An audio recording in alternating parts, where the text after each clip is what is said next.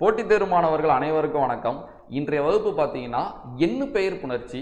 இந்த எண்ணு பெயர் புணர்ச்சி ரொம்ப ரொம்ப முக்கியமானது. ஏன்னா பார்க்கறதுக்கு ரொம்ப எளிமையான விஷயமா இருக்கும், ஆனால் அதில் கடினமான பகுதிகள் நிறையா இருக்குது. அது நம்மளுக்கே தெரியும். நம்மளுக்கு என்னதான் 2 எண்களை சேர்த்து எழுத தெரிஞ்சாலும் ஒரு சின்ன பயம் இருக்குல்ல, எழுதும்போது அந்த 12 எழுதுறப்ப நம்மளுக்கு 12 ஒரு டவுட் இருக்குல்ல.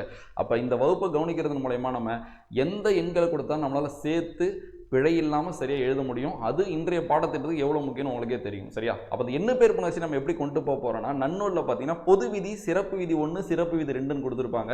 இன்றைய வகுப்பில் நம்ம அந்த பொது விதியும் சிறப்பு விதி 1ஐயும் டீட்டெயிலாக பார்க்க போகிறோம். இது பார்த்துட்டு நம்மளுக்கு ஒரு 80% முடிஞ்சிருச்சு. அதுக்கப்புறம் இருக்கிற கடினமான பகுதிகளை அப்டேட் பண்ணி நம்ம அடுத்த வகுப்பில் பார்த்துக்கலாம். சரியா? ஸோ அப்போ இன்றைய தலைப்பு என்னது? எண்ணு பெயர் புணர்ச்சி. இதுக்கு கிளியரான ஒரு விளக்கத்தை நான் சொல்கிறேன், கவனிங்க. அதுக்கப்புறம் நான் உள்ள காட்டுறேன். சரியா? எண்ணு பெயர் புணர்ச்சினா என்ன, அதில் பொது விதினா என்ன, அதுக்கு சில எடுத்துக்காட்டுகள் சால்வ் பண்ணிட்டு நம்ம டீட்டெயில்டாக வகுப்புக்குள்ளே போயிட்டோம். ஒரு எண்ணம் நம்ம சால்வ் பண்ண ஆரம்பிச்சிடலாம். சரி, எண்ணு பெயர் புணர்ச்சினா என்னன்னு கேட்டிங்கன்னா ஒன்றுமே இல்லை. நிலைமொழியாக ஒரு எண்ணு பெயரும் வருமொழியாக எண்ணு பெயரோ அல்லது பிற பெயர்களோ வந்து புணரும் பொழுது ஏற்படும் மாற்றங்களை பற்றி கூறுவது எண்ணு பெயர் புணர்ச்சி எனப்படும். அதை என்ன சொல்கிறாங்கன்னா, நிலைமொழியாக ஒரு எண்ணு பெயர் இருக்கணும். அதுனா எண்ணு பெயர் 1, 2, 3, 4 இதுதான் எண்ணு பெயர். வருமொழியாக ஒரு எண்ணு பெயரும் இருக்கும், இல்லைன்னா பிற பெயர்களும் இருக்கும்.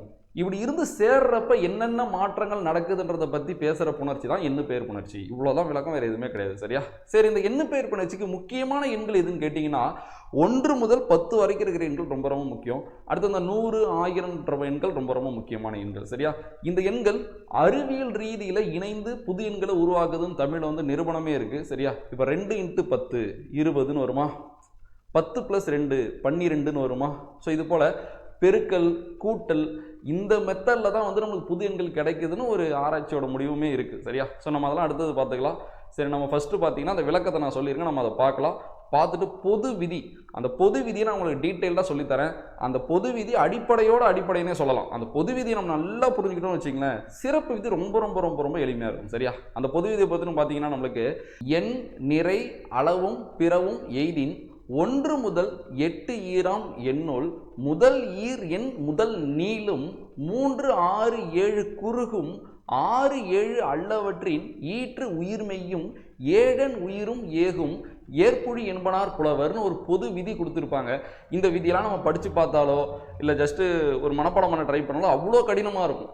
ஆனால் அதை போய் புரிஞ்சுக்கிட்டு வந்து தான் படிக்கணும். நான் சொல்லியிருக்கேன், நம்ம அந்த இலக்கணத்தை பொறுத்தவரைக்கும் விதிகளை போய் படிக்கவே கூடாது. இப்போ நான் சொன்னேனே தவிர அது மனப்பாடம் கிடையாது. நம்ம விதி புரிஞ்சுக்கிட்டா அந்த விதி நம்மளுக்கு ஈஸியாக வெளிப்படும். சரியா? சரி, ஓகே. அந்த விதியை எப்படி வந்து மைண்டில் வச்சுக்கிறேன்னு நான் சொல்கிறேன். சரி, வகுப்புக்குள்ளே போயிடலாம், உள்ளே போய் பார்க்கலாம். பாருங்கள்,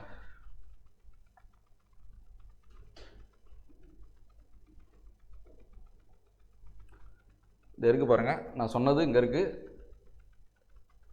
இதை அப்படியே படிச்சுட்டிங்கன்னா நம்ம அடுத்தடுத்து போயிடலாம். பாருங்கள், எண்ணு பெயர் புணர்ச்சி. நிலைமொழியாக எண்ணு பெயரும் வருமொழியாக எண்ணு பெயரோ அல்லது பிற பெயர்களோ வந்து புணரும் பொழுது ஏற்படும் மாற்றங்கள் எண்ணு பெயர் புணர்ச்சி எனப்படும். என்ன சொல்கிறாங்களே, நம்மளுக்கு நிலைமொழின்னு ஒன்று இருக்குது, வருமொழின்னு ஒன்று இருக்குது. இங்கே ஒரு எண்ணு பெயர் வந்து இங்கேயும் ஒரு எண்ணு பெயர் வந்து சேர்றதை பற்றி பேசுறது எண்ணு பெயர் புணர்ச்சி தான்.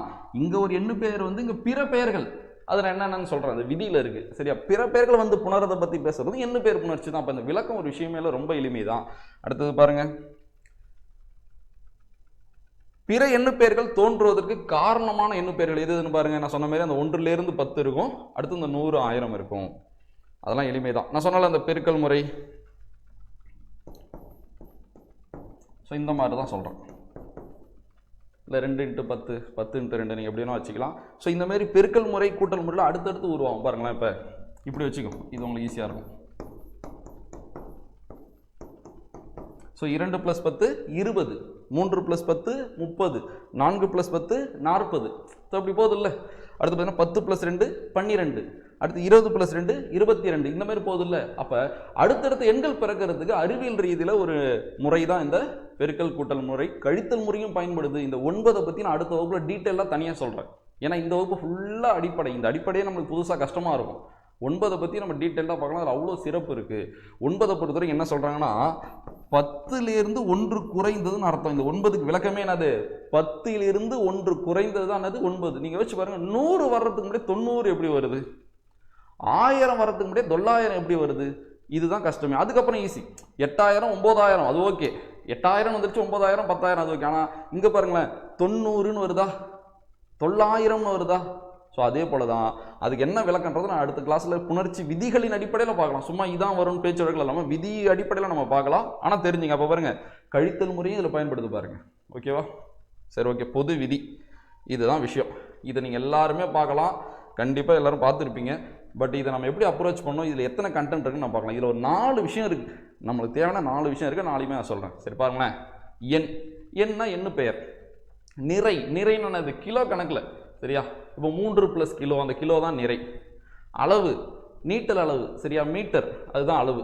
பிற பெயர்களும். அப்போ ஒரு எண்ணு பெயரோட ஒரு எண்ணு பெயர் வந்தாலும், ஒரு எண்ணு பெயரோட ஒரு நிறை வந்தாலும், ஒரு எண்ணு பெயரோட ஒரு அளவு வந்தாலும், ஒரு எண்ணு பெயரோட பிற எண்கள் வந்தாலும் சரி, பிற பெயர்கள் வந்தாலும் சரி, எய்தின்னா வர்றது. சரியா?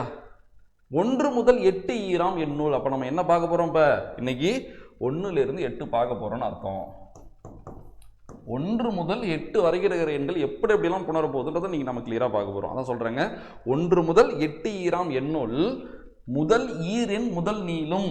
சிம்பிளாக பாருங்க, நான் சொன்ன 4 இடம் முக்கியம். அதில் மொதல் இடம் இதுதான். 4 இடத்துல மொதல் இடம் இதுதான். முதல் ஈரெண் முதல் நீளம். நீங்கள் சொல்லுங்கள் 1லிருந்து 8 இதில் மொதல் 2 எண்கள் எது? ஸோ 1 2 தானே. இப்போ நான் எழுதுறேன் பாருங்களேன். ஸோ இப்போ நான் 8 வரைக்கும் எழுதியிருக்கேன். முதல் ஈரெண் எது? 1 2 தானே. அப்போ அவங்க என்ன சொல்கிறாங்கன்னா முதல் ஈரெண் முதல் நீளும். சரி, அது எப்படி முதல் நீளும் பாருங்க. 1 இருக்கா, 2 இருக்கா, இதில் முதல் எழுத்து எது? ஓ. இதில் எது முதல் எழுத்து? இ. அப்போ என்ன சொல்கிறாங்கன்னா இந்த ஓ எப்படி மாறுமா? ஓன் மாறும். இந்த இ எப்படி மாறுமா? ஈன்னு மாறும். இதுதான் இதுக்கான அர்த்தம். நீங்கள் மொத்தத்திலாம் படிக்க தேவை, நான் சொல்கிறத மட்டும் படிங்க. என்ன சொல்கிறாங்க? முதல் ஈரெண் முதல் நீளும். இதான் அர்த்தம். அடுத்தது பாருங்க. 3 6 7 குறுகும். 3 6 7 என்ன பண்ணுமா? குறுகும். இங்கே எழுதுறேன் பாருங்க. 3 6 7 குறுகும்னா என்ன அர்த்தம்னா இந்த மூ எப்படி மாறிடும்னா மூவா மாறிடும். இந்த ஆ எப்படி மாறிடும்னா ஆவா மாறிடும். இந்த ஏ எப்படி மாறிடும்னா ஏவா மாறிடும். அப்போ 2 விஷயம் உங்களுக்கு சொல்லி கொடுத்துட்டேன். 3 6 7 குறுகும். ஃபர்ஸ்ட் விஷயம் முதல் ஈரெண் முதல் நீளும். எப்படி? ஓ ஓன்னு மாறும், இ ஈன்னு மாறும். அடுத்து என்ன சொல்லி கொடுத்துருக்கேன்? 3 6 7 குறுகும். குறுகும்னா குறிலாம் மாறும். நெடில் எப்படி மாறும்? குறிலாம் மாறும். பாருங்களேன். 3 6 7 குறுகும். நன்னூல் விதி. ஸோ இப்போ மூவா மாறிடும், ஆ ஆவா மாறிடும், ஏ ஏவா மாறிடும். அடுத்து போயிடலாமா? அடுத்து பாருங்க. 6 7 அல்லவற்றின் ஈற்று உயிர்மெய்யும். நல்லா கவனிக்கணும். என்ன சொல்றாங்கன்னா 1லிருந்து 8 வரைக்கும் இருக்குல்ல, இதுல 6 7 அல்லவற்றின்னா அந்த 6 7 தவிர்த்து மற்ற எண்கள்னு அர்த்தம். 6 7 தவிர்த்து மற்ற எண்கள்னு அர்த்தம். அப்ப 6 7 அல்லவற்றின் ஈற்று உயிர்மெய்யும். ஈற்று உயிர்மெய்யும் சொல்லிட்டா பாருங்களேன். 1 2 3 4 5 6 7 கிடையாது, 8. ஈற்று உயிர்மை எது? நீங்களே சொல்லுங்க பார்க்கும். நான் இப்போ 1 2 3 4 5 8 எழுதிருக்குல்ல, இதில் ஈற்று உயிர்மை எது? ரூ போயிடும், டூ போயிடும், ரூ போயிடும், கூ போயிடும், தூ போயிடும், டூ போயிடும். இதெல்லாம் வந்து பொது விதி. இதான் பொது விதி. சரியா? அப்போ இந்த எண்களில் இருக்கிற இறுதி எழுத்து அவனே கிளியராக சொல்லிட்டான் பாருங்களேன். அப்போ பாருங்க, செய்யல் நம்மளுக்கு புரியலன்றோம். தூய தமிழ் எவ்வளோ ஈஸியாக இருக்குது பாருங்களேன். ஈற்று உயிர்மையும் எங்கே சார் கெடும்னு இல்லை நீங்கள் நினைக்கலாம். கெடும் அடுத்து வரும் பாருங்களேன். அடுத்து என்ன சொல்கிறாங்க? ஏழன் உயிரும். ஏழன் உயிரும். இப்போ 7 ஏழன் உயிரும் ஏகும். ஏகும்னா கெடும்னு அர்த்தம். ஏகும்னா என்ன அர்த்தம்? கெடும்னு அர்த்தம். கெடுனா அது போயிடும், மறைஞ்சிடும்னு அர்த்தம். சரியா? ஏழன் உயிரும். 7ல் உயிரெழுத்து ஏ தான். அப்போ ஏவோ போயிட்டா அது எப்படி? அப்போ எந்த உயிரெழுத்து சொல்கிறாங்கன்னா அந்த ழு இருக்குல்ல, இழு ப்ளஸ் ஊ தானே. அப்போ 7ஓட இந்த உயிரெழுத்து போயிடும்னு அர்த்தம். அப்போ பாருங்க, அவங்க என்ன சொல்கிறாங்க? 6 7 அல்லவற்றின் ஈற்று உயிர்மெய்யும். அப்போ 6 7 இல்லாத மற்ற எண்களோட ஈற்று உயிர்மை எழுத்தும் போயிடும், 7ஓட உயிரெழுத்தும் போயிடும்ன்றாங்க. சரியா? ஸோ ஏழன் உயிரும் ஏகும். ஏற்புழி. ஏற்புழி தான் முக்கியமானது. ஏற்புழினா ஏற்புடைய இடங்கள்னு அர்த்தம். எல்லா இடத்துலையும் கிடையாது. எந்த இடம் ஏற்புடைய இடமோ அந்த இடத்துல போயிடுன்னு சொல்றாங்க. அதான் ஏற்புழி. எண்மனார். எண்மனார்னா என்று கூறுவர் புலவர். சரியா? ஏற்புழி எண்மனார் புலவர்னா ஏற்புடைய இடங்களில் இந்த மாற்றத்தை நம்ம செஞ்சுக்கலாம்னு புலவர்கள் கூறுறாங்கன்னு சொல்கிறாங்க. ஸோ இவ்வளோ தான் இந்த விதி. இதில் 4 விஷயம் முக்கியம்னு சொன்னால் முதல் விஷயம் என்னது, முதல் ஈரெண் முதல் நீளம். முதல் 2 என்ன எது, 1 2, ஓன்னு மாறும், ஈன்னு மாறும், 1 முடிஞ்சிருச்சா. அடுத்து 2வது என்ன சொல்லியிருக்காங்க, 3 6 7 குறுகும். சரியா, மூணு மாறிடும். சரியா, ஆன் மாறிடும், ஏன்னு மாறிடும். 2 விஷயம் முடிஞ்சிருச்சு. அடுத்து 3வது விஷயம் என்னன்னு பாருங்க, 6 7 அல்லவற்றின் ஈற்று உயிர்மெய்யும். சரியா, ஸோ ஃபர்ஸ்ட் டிக் அடிச்சிருக்கேன், 2வது இது, 3வது இது. 6 7 அல்லவற்றின் ஈற்று உயிர்மெய்யும் 1லேருந்து 8 வரைக்கும் இருக்குல்ல, அதில் 6 7 தவிர்த்து மற்ற எல்லா எண்ணு பெயரில் இருக்கிற இறுதி உயிர்மை எழுத்தும் போயிடும். லாஸ்ட் என்ன சொல்லியிருக்காங்க, ஏழன் உயிரும் ஏகும் ஏற்புழி என்பனார் புலவர். இதுதான் விதி. இந்த 4 விஷயத்தை நான் வச்சுங்க. இந்த 4 விஷயத்தையும் நம்ம ஜஸ்ட் இங்கே சொன்ன எடுத்துக்காட்டு இருக்கு, நம்ம இந்த எடுத்துக்காட்டை வச்சு அதை பார்த்துடலாம். ஓகேவா, கவனிக்கிறீங்களா? இந்த விதி முக்கியம், திரும்ப சொல்லிட்டேன், மனப்பாடம் பண்ண தேவையில்ல. இந்த 4 விஷயத்தை நான் வச்சுங்க. முதல் ஈரெண் முதல் நீளும், முதல் ஈரெண் முதல் நீளும், 3 6 7 குறுகும், 6 7 அல்லவற்றின் ஈற்று உயிர்மையும் ஏழன் உயிரும் ஏகும். இதுதான் விஷயம். எடுத்துக்காட்டு வச்சுருங்க, நம்ம பார்க்கலாம். அதே பாருங்க, நான் 4ஆக பிரிச்சுட்டேன் பாருங்களேன். ரோமன் லெட்டர் 1 ஃபஸ்ட்டு எதுக்கு முதல் ஈரெண் முதல் நீளும் இது. அடுத்து ரோமன் லெட்டர் 2 எதுக்கு 3 6 7 குறுகும். அடுத்து ரோமன் லெட்டர் 3 எதுக்கு 6 7 அல்லவற்றின் ஈற்று உயிர்மெய்யும். இது எதுக்கு ஏழன் உயிரும் ஏகும். அதை நான் உங்களுக்கு சால்வ் பண்ணியே காட்டுறேன். அதுக்கப்புறம் நான் உங்களுக்கு சம் போடுற மாதிரி ஒன்று ஒன்றா கிளியராக பார்த்துக்கலாம். வகுப்பே அதுலேருந்து ஆரம்பிக்குது. இதெல்லாம் ஜஸ்ட் கவனிச்சிங்க. ஓகேவா, இதெல்லாம் பெருசாக நீங்கள் ரொம்ப யோசிக்க தேவையில்ல. நான் அடுத்து உங்களுக்கு ஒன்று ஒன்றா ஏன் வந்துச்சு, ஒரு எழுத்து மாறிச்சுன்னு சொல்கிறேன். இப்போ டேரெக்டாக நான் டக்குன்னு எழுதி சொல்லிடுறேன். 1 + ஆண்டு பாருங்கள், ஓராண்டு. நீங்கள் இதில் கவனிக்க வேண்டியது என்னன்னா, வந்து ஓவா மாறுதான்னு மட்டும் பாருங்கள், அவ்வளோதான்.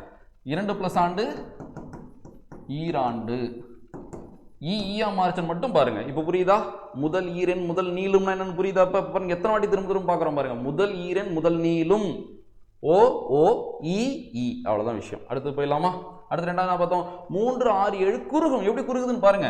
3 + தமிழ் முத்தமிழ். இதுல இருக்கிற ஒரு எழுத்து ஏன் மாறுச்சுன்னு அடுத்து சொல்லித்தரேன். இப்போதைக்கு நீங்க இதை மட்டும் கவனிங்க. குறுகி இருக்கா இல்லையா? அடுத்தது 6 + படை வீடு அறுபடை வீடு. குறுகி இருக்கா இல்லையா? அடுத்து 7 + பிறப்பு எழுபிறப்பு. குறி இருக்கா இல்லையா? இதுதான் 3 6 7 குறுகும். அடுத்து போயிடலாம். 6 7 அல்லவற்றின் ஈற்று உயிர்மெய்யும் பாருங்க. 1 + ஆண்டு ஓராண்டு. நீங்களே சொல்லுங்க, இதோட ஈற்று உயிர்மெய் எழுத்து ரூ அங்க இல்லைல்ல, அப்போ ரூ போயிடுச்சு தானே அர்த்தம். அடுத்து 2 + ஆண்டு ஈராண்டு, 2 + ஆண்டு ஈராண்டு, அப்போ அங்கே 2 அங்கே இல்லை, அப்போ 2 போயிடுச்சுன்னு அர்த்தம். 3 + தமிழ் முத்தமிழ், அப்போ இந்த ரூ அங்கே இல்லை, அப்போ ரூ போயிடுச்சுன்னு அர்த்தம். 4 + புறம் நாற்புறம். சரியா, ஸோ இப்போ இங்கே கூ அங்கே இல்லை, அப்போ கூ போயிடுச்சுன்னு அர்த்தம். 5 + பொறி ஐம்பொறி, ஸோ இப்போ தூ அங்கே இல்லை, அப்போ தூ போயிடுச்சுன்னு அர்த்தம். 8 + குணம் என் குணம், அப்போ அந்த 2 போயிடுச்சுன்னு அர்த்தம். நிறைய நடந்திருக்கு மாற்றம், ஆனால் நீ இதை மட்டும் கவனிங்க. சரியா, இதுதான் 6 7 அல்லவற்றின் ஈற்று உயிர்மெய்யும் ஏழன் உயிரும் ஏகும். 2 சேர்த்து போயிடும் சொல்றாங்க. சரியா, இது அப்படியே பாருங்க. ரூ இழு கூட்டல் ஊ, இந்த ஊ போயிடும் விதியில சொல்றாங்க. இந்த ஊ போறதுக்கு ஒரு ரூல் இருக்கு பாருங்க. ஏழன் உயிரும் ஏகும் நன்னூல்ல சொல்லியிருக்காங்க. அப்ப என்ன கிடைக்கும், 7 கடல்னு கிடைச்சிருச்சு. 7 கடல் கிடைச்சிருச்சு. ஓகேவா, இதுதான் பொது விதி. இதில் உங்களுக்கு டவுட்டே இருக்கக்கூடாது. இதுக்கப்புறமேட்டு நான் சிறப்பு விதியை ஒரு எண்ணா சொல்லித்தரேன். 1 2 3 நம்ம ஒன்றா பார்த்துட்டு போகலாம். ஸோ திரும்ப ஒரே வாட்டி சொல்லிடுறேன், கரெக்டாக நான் வச்சுங்க. 4 விஷயம் நான் வச்சுக்கணும். ஃபஸ்ட்டு என்னது, 1 2ஓட முதல் எழுத்து நீளும், 3 6 7ஓட முதல் எழுத்து குறுகும், 6 7 தவிர்த்து மற்ற எல்லாத்துலேயும் என்ன அர்த்தம், 1லேருந்து 8 வரைக்கும் தானே, மற்ற எல்லாத்துலேயுமே இறுதி உயிர்மை எழுத்து போயிடும். 7ல் உயிரெழுத்து போயிடும். ஏ போகாது, ரூக்குள்ளே இருக்கிற உயிரெழுத்து ஊ அது போயிடும். இவ்வளோதான் விஷயம். சரி, இப்போ சிறப்பு விதி சொல்லித்தரட்டா? இதுக்கப்புறம் வர எல்லாத்தையுமே நான் எழுதி ஒன்று ஒன்றா சால்வ் பண்ணுவேன். சூப்பராக கவனிங்க, நோட்ஸ் எடுத்துக்கலாம். ஓகேவா, சிறப்பு விதி போகிறோம்.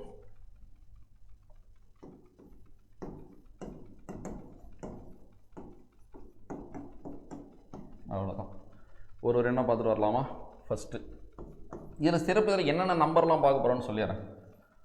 1 2 3 4 5 8 இந்த 5 எண்கள் குறித்து, இந்த 6 எண்கள் குறித்து பார்க்க போகிறோம்.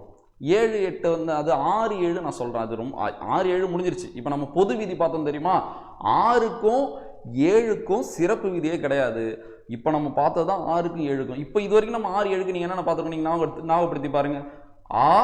ஆவா மாறுது, ஏவா மாறுது. 7ல் மட்டும் இன்னொன்று பார்த்தோம், அந்த ழூக்குள்ளே இருக்கிற ஊ போயிடுது. இந்த 3 விஷயம் மட்டும்தான் 6க்கும் 7க்கும் நடக்கும். சிறப்பு விதின்னு கிடையாது 6க்கும் 7க்கும். இந்த 6 எண்களுக்கு மட்டும்தான் சிறப்பு விதி நம்ம இப்போ பார்க்க போகிறோம். ஒரு எண்ணம் நம்ம சால்வ் பண்ணலாம். சரியா, கவனிக்கிறீங்களா? சரி, ஃபஸ்ட்டு என்ன பார்க்கலாம்? 1லேருந்து ஆரம்பிச்சிடலாமா? 1 நான் அப்படியே வந்து ஒரு ரோம் லெட்டராக பிரித்து உங்களுக்கு சொல்லித்தரேன். நம்ம இப்போ ஒரு ஷார்ட்கட் மெத்தடில் பார்ப்போம், அது போல் பார்த்துடலாமா? சரி, ஃபஸ்ட்டு ரோம் லெட்டர் 1. இந்த 1 நம்ம என்ன நினச்சிக்கிறோம், எல்லா டாபிக் எல்லா விஷயம் பார்த்தோன்னே புரியும்னு நினைக்கிறோம். அப்படி கிடையவே கிடையாது. பார்க்க பழக தான் அது எளிமையாக மாறும். தயவு செஞ்சு இந்த மைண்ட் செட்டு நீங்கள் வாங்க. பார்க்குறோம் புரியல கஷ்டமாக இருக்குன்றதை வெறுத்து போயிட்டுறாங்க. அது ரொம்ப ரொம்ப தப்பு. சரியா, எல்லாருக்குமே ஃபஸ்ட் டைம் படித்தா அது கஷ்டமாக தான் இருக்கும். நம்ம படிக்க ரிவிஷன் பண்ண நோட்ஸ் எடுக்க தான் அது ஈஸியாக மாறும். அதனால் தயவு செஞ்சு மைண்டில் வச்சிங்க. சரியா, இதை ஒரு ட்ரிக்காகவே நீங்கள் பயன்படுத்துங்களேன். நீங்கள் ஃபஸ்ட்டு வாட்டி ஒரு பாடத்தை படிக்கும்போது இந்த மைண்ட் செட்டில் இருங்க. ஃபஸ்ட்டு வாட்டி தான் படிக்கிறோம், இது கண்டிப்பாக கஷ்டமாக தான் இருக்கும், இது நம்மளுக்கு புரியாதுன்னே நீங்கள் படிங்க. அப்போ படித்து நம்ம புரிய வச்சிடலான்ற ஒரு பக்குவத்துக்கு நம்ம வந்துடுவோம்ல. அப்போ படிக்க தான் மைண்டில் ஏறும். ஃபஸ்ட் டைம் நீங்கள் இதை பார்க்குறீங்கன்னா கொஞ்சம் டிஃபிகல்ட்டியாக ஃபீல் ஆகலாம். பட் நீங்கள் திரும்ப பாருங்கள், நோட்ஸ் எடுத்து ரிவிஷன் பண்ணுங்கள், இது ஈஸியாக மாறிடும். ஓகேவா? ஏன்னா கொஞ்சம் சிக்கலாக இருக்கிற மாதிரி இருக்கும், இது வரும் அது ஒரு மாறி வந்துகிட்டு இருக்கும். சரி, ஃபஸ்ட்டு பாருங்களேன், 1. இது வரைக்கும் நம்ம பார்த்த பொது விதியை ஃபஸ்ட்டு அப்ளை பண்ணிடலாமா? என்ன பொது விதி பார்த்தோம்? 1ல் ஈற்று உயிர்மை எழுத்து போயிடுமா? சரி, போயிடும். அடுத்து வேற என்ன பார்த்தோம் பொது விதியில்? முதல் நீளுமா, ஓன் வருமா? அவ்வளோதான். இது பொது விதி. பொது விதியில் நம்ம பார்த்தது இது. 1ன்றதோட இறுதி உயிர்மை எழுத்தும் போயிடும் நம்மளுக்கு தெரியும். முதல் எழுத்து நீளுன்னு நம்மளுக்கு தெரியும். இப்போ என்ன சிறப்பு விதி பார்க்க போகிறோன்னா, இன்னும் இர்ரா மாறும். இதை நான் சும்மா வாயால் சொல்லிடல, இன்னும் இர்ரா மாறணும் விதியில் இருக்குன்னு அடுத்து காட்டுறேன். சிறப்பு விதியை நான் எழுதி வச்சுட்டு உங்களுக்கு சிறப்பு விதியை நான் தனியாக காட்டுறேன். ரொம்ப ஈஸி தான். 1 புள்ளி ரகரமாகன்னு ஒரு விதி இருக்குது. இவ்வளோதான் விதியே. விதி பெருனது 1 புள்ளி ரகரமாக, இதுதான் விதியே. அப்போ 1 புள்ளி 1ல் என்ன புள்ளி? இன்னு தானே. அது எப்படி மாறிடுமா? ரகரமாக. அப்போ இன்னும் எப்படி மாற்றணும்னு சொல்கிறாங்க? இர்ரா மாற்றணும். இதுதான் சிறப்பு விதி. அப்போ இன்னும் எப்படி மாறிடுது? எனக்கு இர்ரா மாறிடுது. அப்போ ஓர். அப்போ எனக்கு தேவையான ஓர் கிடச்சிருச்சு. இது ஃபஸ்ட்டு. இது கிளியரானு பாருங்கள். அப்போ இந்த இடத்துல நான் 3 விஷயங்கள் பயன்படுத்தியிருக்கேன். இதில் 2 விஷயங்கள் ஆல்ரெடி பார்த்த பொது விதி, ஒரு விஷயம் தான் சிறப்பு விதி. அந்த சிறப்பு விதி எங்கே இருக்குது? இன்னும் இர்ரா மாதிரி தான் சிறப்பு விதி. சரி, அடுத்து வேற என்ன பண்ணலாம்? Rome letter 2. 1 பொது விதியில் நான் ஒரு விதியை மட்டும் அப்ளை பண்ணுறேன். சரியா, பொது விதியில் ரூ போயிடுச்சு. இப்போ நான் என்ன பண்ணுறேன், அந்த 1 அப்படியே கீழே இருக்கிறேன். சரியா, இப்போ என்ன நடக்குதுன்னா சிறப்பு விதியை நான் அப்ளை பண்ணுறேன். சிறப்பு விதியில் என்ன நடந்துச்சு?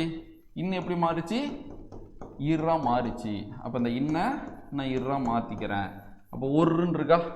இப்போ இதுவும் சிறப்பு விதி தான். சரியா, இந்த இரு கூட வந்து என்ன சேரும்னா ஊ சேரும். இது சிறப்பு விதி. நான் சொல்லிட்டேன் விதியில் இருக்கு, நான் விதியை காட்டுறேன். நம்ம எப்பயுமே இது போல இதெல்லாம் புரிஞ்சுக்கிட்டு போய் விதியை பார்த்தா விதி புரியும். விதியை மனப்பாடம் பண்ணால் இது ஒன்றுமே புரியாது. எடுத்துக்காட்டு தான் இலக்கணமே. சரியா, ஸோ அப்போ இன்னும் இர்ரா மாறிச்சு இல்லை, அந்த ஈரு கூட வந்து எது சேரும்? ஊ சேரும். ஊ சேருவதும் உண்டுன்னு சொல்லுவாங்க. அது நான் சேருவதும் உண்டுனா வந்தாலும் வரலான்னு அர்த்தம். சில இடத்துல வரும், சில இடத்துல வராதுன்னு அர்த்தம். இங்கே வருது இரு கூட்டல் ஊ. அப்போ என்ன கிடைக்கும்? ஒரு ரூன்னு கிடச்சிருமா? ஒரு ரூன்னு கிடச்சிருமா? அப்போ பாருங்கள், இங்கே எனக்கு ஓர் கிடச்சிது, இங்கே எனக்கு ஒரு கிடச்சிது. ஏன் இங்கே ஓர் வந்துச்சு, இங்கே ஏன் ஒரு வந்துச்சுன்றதை முடிவு பண்ணுறது உங்களுக்கு எல்லாருக்கும் தெரியும். வருமொழின்னு முதல்ல வர்ற ஒரு எழுத்து தான் முடிவு பண்ணோம். நம்ம அடுத்து இன்னும் இருக்குது, நம்ம அப்டேட் பண்ணி பார்க்கலாம். ஃபஸ்ட்டு நீங்கள் இதை புரிஞ்சுங்க. சரியா, இதுக்கு என்ன டிஃப்ரெண்ட்டு? 2லேயுமே ரூ போயிடுச்சு. 2லேயுமே ரூ போயிடுச்சு. 2லேயுமே இன்னும் இர்ரா மாறுச்சு. ஆனால் இங்கே நடந்தது இங்கே என்ன நடக்கலை? இங்கே நான் ஓவை ஓவா மாற்றினேன், இங்கே நான் ஓவை ஓவா மாற்றலை. சரியா, அப்போ அந்த முதலெழுத்து நீண்டுச்சுன்னா உகரம் வந்து சேராது, முதலெழுத்து நீளலைன்னா உகரம் வந்து சேரும். இதுதான் நீங்கள் மைண்டில் வச்சுக்கணும். 2லேயும் ரூ போச்சு. சரியா, 2லேயும் இன்னும் இர்ரா மாறுச்சு, அதெல்லாம் ஓகே. ஆனால் இங்கே முதலெழுத்து நீண்டதுனால உகரம் சேரலை, இங்கே முதலெழுத்து நீளாததுனால அந்த ரகரத்து கூட வந்து உகரம் சேர்ந்து ரா அந்த இரு ரூவாக மாறிடுச்சு. சரியா, இது இன்னும் உங்களுக்கு புரியுற மாதிரி சொல்லணும்னா அப்படி அடுத்தது பாருங்கள். நீங்கள் இதே போல் நோட் பண்ணி வச்சிங்க. அதே தான், அப்படியே கண்டினியூ தான். ஃபஸ்ட்டு ரோம் லெட்டர் 1. 1 + 1000. அடுத்து ரோம் லெட்டர் 2. 1 + 1/4. இவ்வளோதான். இப்போ பாருங்கள், அந்த ஒன்று ஓரா மாறுறதும் அந்த ஒன்று ஒருவா மாறுறதும் அந்த ஒன்று முடிவு பண்ணாது. வருமொழியின் முதல்ல இருக்கிற எழுத்து முடிவு பண்ணும். வருமொழியின் முதல்ல ஒரு உயிரெழுத்து வந்தா அந்த ஒன்று ஓர்னு தான் மாறும். வருமொழியின் முதல்ல ஒரு மெய்யெழுத்து வந்தா, அதுக்கப்புறம் நான் மெய்யெழுத்துன்னு தான் சொல்லுவேன். மெய்யெழுத்து தாங்க இருக்கு, இக்கு தாங்க இருக்கு. காவை எப்படி நம்ம எடுத்துக்கோனாங்க, இக்கு பிளஸ் ஆன் தானே எடுத்துக்கணும். புணர்ச்சி பார்ட் 4 நம்ம 3 விஷயத்தை கடந்து வந்திருக்கோம். தயவு செஞ்சு பார்க்காதவங்க தான் பாருங்க, நிறைய அடிப்படைகள் சொல்லியிருக்கோம். ஓகேவா? அப்ப மெய்யெழுத்து வந்தா உயிர்மெழுத்து இல்லை மெய்யெழுத்து, உயிர்மெழுத்தை நம்ம மெய்யெழுத்தை நம்ம சொல்லிக்கலாம். சரியா? உயிர்மெழுத்து வந்தா இந்த இடத்துல என்ன மாறும், அது ஒருன்னு மாறும். சரியா? அப்படியே பாருங்க. ஃபர்ஸ்ட் என்ன நடக்கும், ரூ போயிடுமா, அடுத்து ஓ எப்படி மாறிடும். அப்போ இந்த ஓவனா ஓவா மாத்திர எதனால, இங்கே உயிரெழுத்து இருக்கிறதுனால. அப்போ ஓ எப்படி மாறிடுச்சு, ஓன் அப்படி மாறிடுச்சா. இப்போ சிறப்பு விதி, சிறப்பு விதிப்படி இன்னும் எப்படி மாறும். இப்போ உங்களுக்கு தெரியுது இல்லை, ஒரு விஷயத்த ரெண்டாவது வாட்டி பார்க்கும்போது ஈஸியாக இருக்குது பார்த்தீங்களா. ஒரே வாட்டி பார்த்தா எல்லாமே கஷ்டம் தான். மொதல் வாட்டி இப்போ நான் சொல்லிட்டு ரெண்டாவது வாட்டி சொல்லும் போது உங்களுக்கே டக்குன்னு தோணுதுல, ஓ இன்னும் இருறா மாறணும், இவ்வளோதான் பயிற்சி. சரியா? அப்போ இன்னும் எப்படி மாறுது, இருறா மாறுது. அப்போ ஓன் ஓர்னு மாறிடுச்சு. சரியா? அடுத்தது பாருங்க, ஓர் பிளஸ் 1000. இதுக்கப்புறம் ஒன்றும் இல்லை, இதுக்கப்புறம் நம்மளுக்கு தெரிஞ்ச விதி. அந்த உடம்படுமை, இந்த குற்றியல குரப்பெல்லாம் வந்துகிட்டே இருக்கும், எல்லா இடத்துலையும் வரும். அது ஒரு பேசிக்கான விதி. சரியா? இரு கூட்டலானது ரா, அப்போ என்ன வரும் எனக்கு, 1000. ஆன்சர் 1000. ஆனால் மெயின் கான்செப்ட் இந்த ஓர் தான் கான்செப்ட். அப்போ இந்த ஒன்று எப்படி ஓர்னு மாறிச்சுன்னு எல்லாருக்கும் தெரியும். பாடத்திட்டத்தில் இருக்குதானே பிழை திருத்தம், ஒரு ஓர்னு. ஏன் அது ஓர், ஏன் அது ஒரு, என்ன விதின்னு இப்போ புரியுதா? இவ்வளோதான் விஷயம். அடுத்து அது பார்த்துடலாமா? அப்படியே பாருங்க, அப்படியே அங்கேருந்து வந்துடலாமா. ஃபர்ஸ்ட் ரூ போயிடுமா. இப்போ இங்கே உயிர்மை எழுத்து, அதாவது மெய்யெழுத்து இருக்கிறதுனால இந்த ஓ ஓன்னு மாறாது, அப்படியே தான் கீழே இறங்கும் 1. இப்போ சிறப்பு விதி அப்ளை பண்ணிடலாமா. சிறப்பு விதிப்படி இன்னும் எப்படி மாறும், இருறா மாறுமா.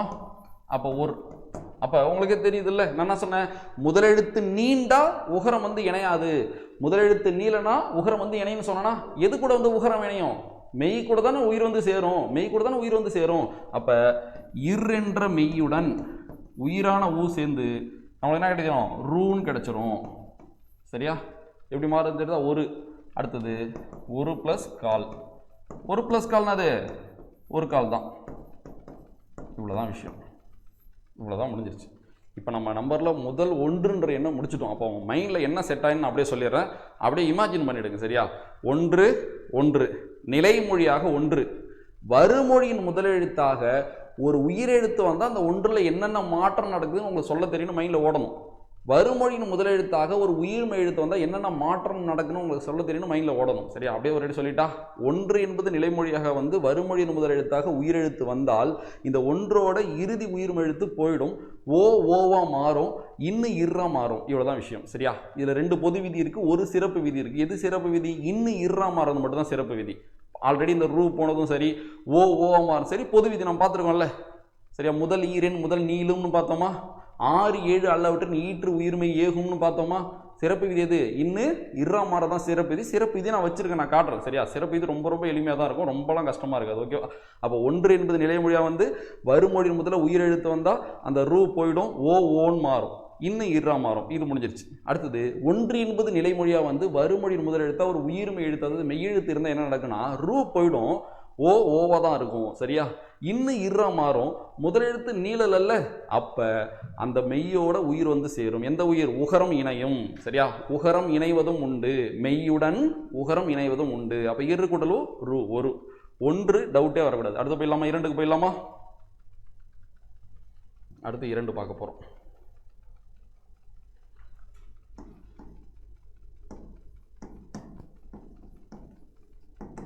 2.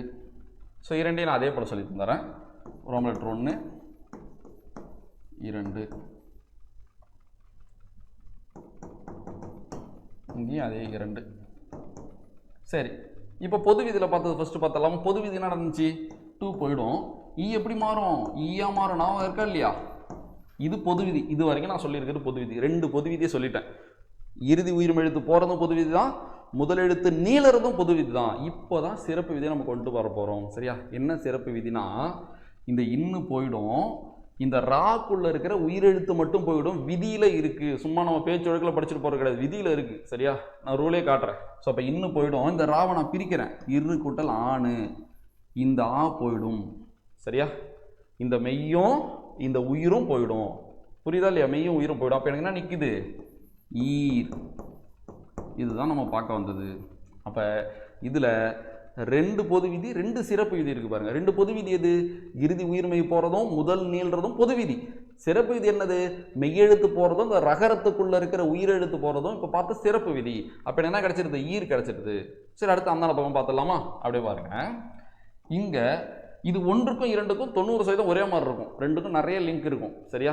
அந்த ஒன்றில் பார்த்தோம்னா ஃபஸ்ட்டு 2 இறுதி எழுத்தும் போயிடுச்சு, முதல்ல நீண்டுச்சு. இங்கே பார்த்த ஒன்றில் இறுதி எழுத்து மட்டும்தான் போச்சு, முதல் நீளல் இல்லை. சேம் அதே தான் இங்கேயுமே.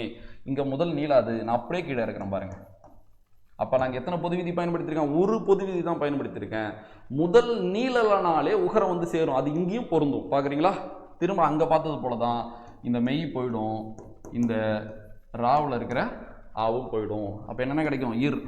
இப்போ தான் மெய்யோட வந்து உயிர் இணையுது. அப்போ என்னென்ன கிடைச்சிருது? ஈருன்னு கிடைக்குது. அப்போ எப்படி 1 ஓர் ஒருன்னு மாறுதோ அது போல் 2 இரு ஈர் இருன்னு மாறுது. எப்படி மாறுது? ஈர் இருன்னு மாறுது. என்னென்ன விதிப்படி மாறுதுன்னு சொல்லிட்டேன். அப்படியே நான் எக்ஸ்பிளைன் பண்ணி பாருங்கள். 2 ஸோ அப்போங்க இறுதி எழுத்து உயிர்மை எழுத்து போயிடுது, ஈயா மாறுது. அடுத்து என்ன நடக்குதுன்னா அந்த இன்னு போது ராக்குள்ளே இருக்கிற ஆவும் போயிட்டு அந்த ஈர்னு கிடைக்குது. இங்கே என்ன நடக்குது? அந்த இறுதி உயிர்மை எழுத்து போயிடுது, முதல் எழுத்து நீளலை இன்னும் போயிடுது, இருக்குள்ளே இருக்கிற அந்த ராக்குள்ளே இருக்கிற இரு ப்ளஸ் ஆ இருக்குல்ல அந்த ஆவும் போயிடுது. அப்போ எனக்கு என்னன்னு இருக்கு? இருன்னு இருக்கு. ஸோ அந்த மெய்யோட வந்து ஊ சேர்ந்து இருன்னு மாறிடுது. இதுக்கு எடுத்துக்கிட்ட பார்த்தா இன்னும் எளிமையாக புரியும். இது ஈரா இருக்கிறதும் இருவா இருக்கிறதும் 2 முடிவு பண்ணுறது இல்லை, வறுமொழியின் முதல்ல வர்ற எழுத்து முடிவு பண்ணும். சரியா? பார்க்குறீங்களா? அப்படியே பாருங்க. அதே தான் ரோமன் லெட்டர் 1. இப்போ 2 ப்ளஸ் 1000 நான் எடுத்தோன்னே இப்படி எடுத்துக்காட்டில் சால்வ் பண்ணால் உங்களுக்கு குழப்பம். இப்போ நான் ஆல்ரெடி சொல்லியிருக்கேன் 2 எப்படி மாறுன்னு. அடுத்து இங்கே பார்த்துடலாம். 2 ப்ளஸ் கால் 2 ப்ளஸ் கால். அப்படியே பாருங்க. போயிட்டுதா? முதல் எழுத்து நீளுதா? ஓகேவா? இப்போ என்ன நடக்குதுன்னா இந்த இன்னு போயிடுமா, இந்த ஆ போயிடுமா. அப்போ என்ன நிற்கும்? ஈர். ஆல்ரெடி என்ன இருக்கு? 1000 இரு கூட்டலாம் ரா. அப்போ என்ன கிடைக்கும்? எனக்கு ஈராயிரம்னு கிடைக்கும். ஈராயிரம். அப்போ இந்த 2 என்பது ஈரா தான் மாறணும்னு முடிவு பண்ணுறது எதுனா வறுமொழியின் முதல்ல இருக்கிற உயிரெழுத்து. இந்த உயிரெழுத்தால் தான் இந்த 2 ஈர்னு மாறுது. இதுவே உயிர்மை எழுத்து இருந்தால், அதாவது மெய் எழுத்தாக இருந்தால் இந்த 2 எப்படி மாறி இருக்கும்? இருன்னு மாறி இருக்கும். புரியுதா? ஸோ அப்போ முதல் எழுத்து நீளுது, இறுதி எழுத்து போது.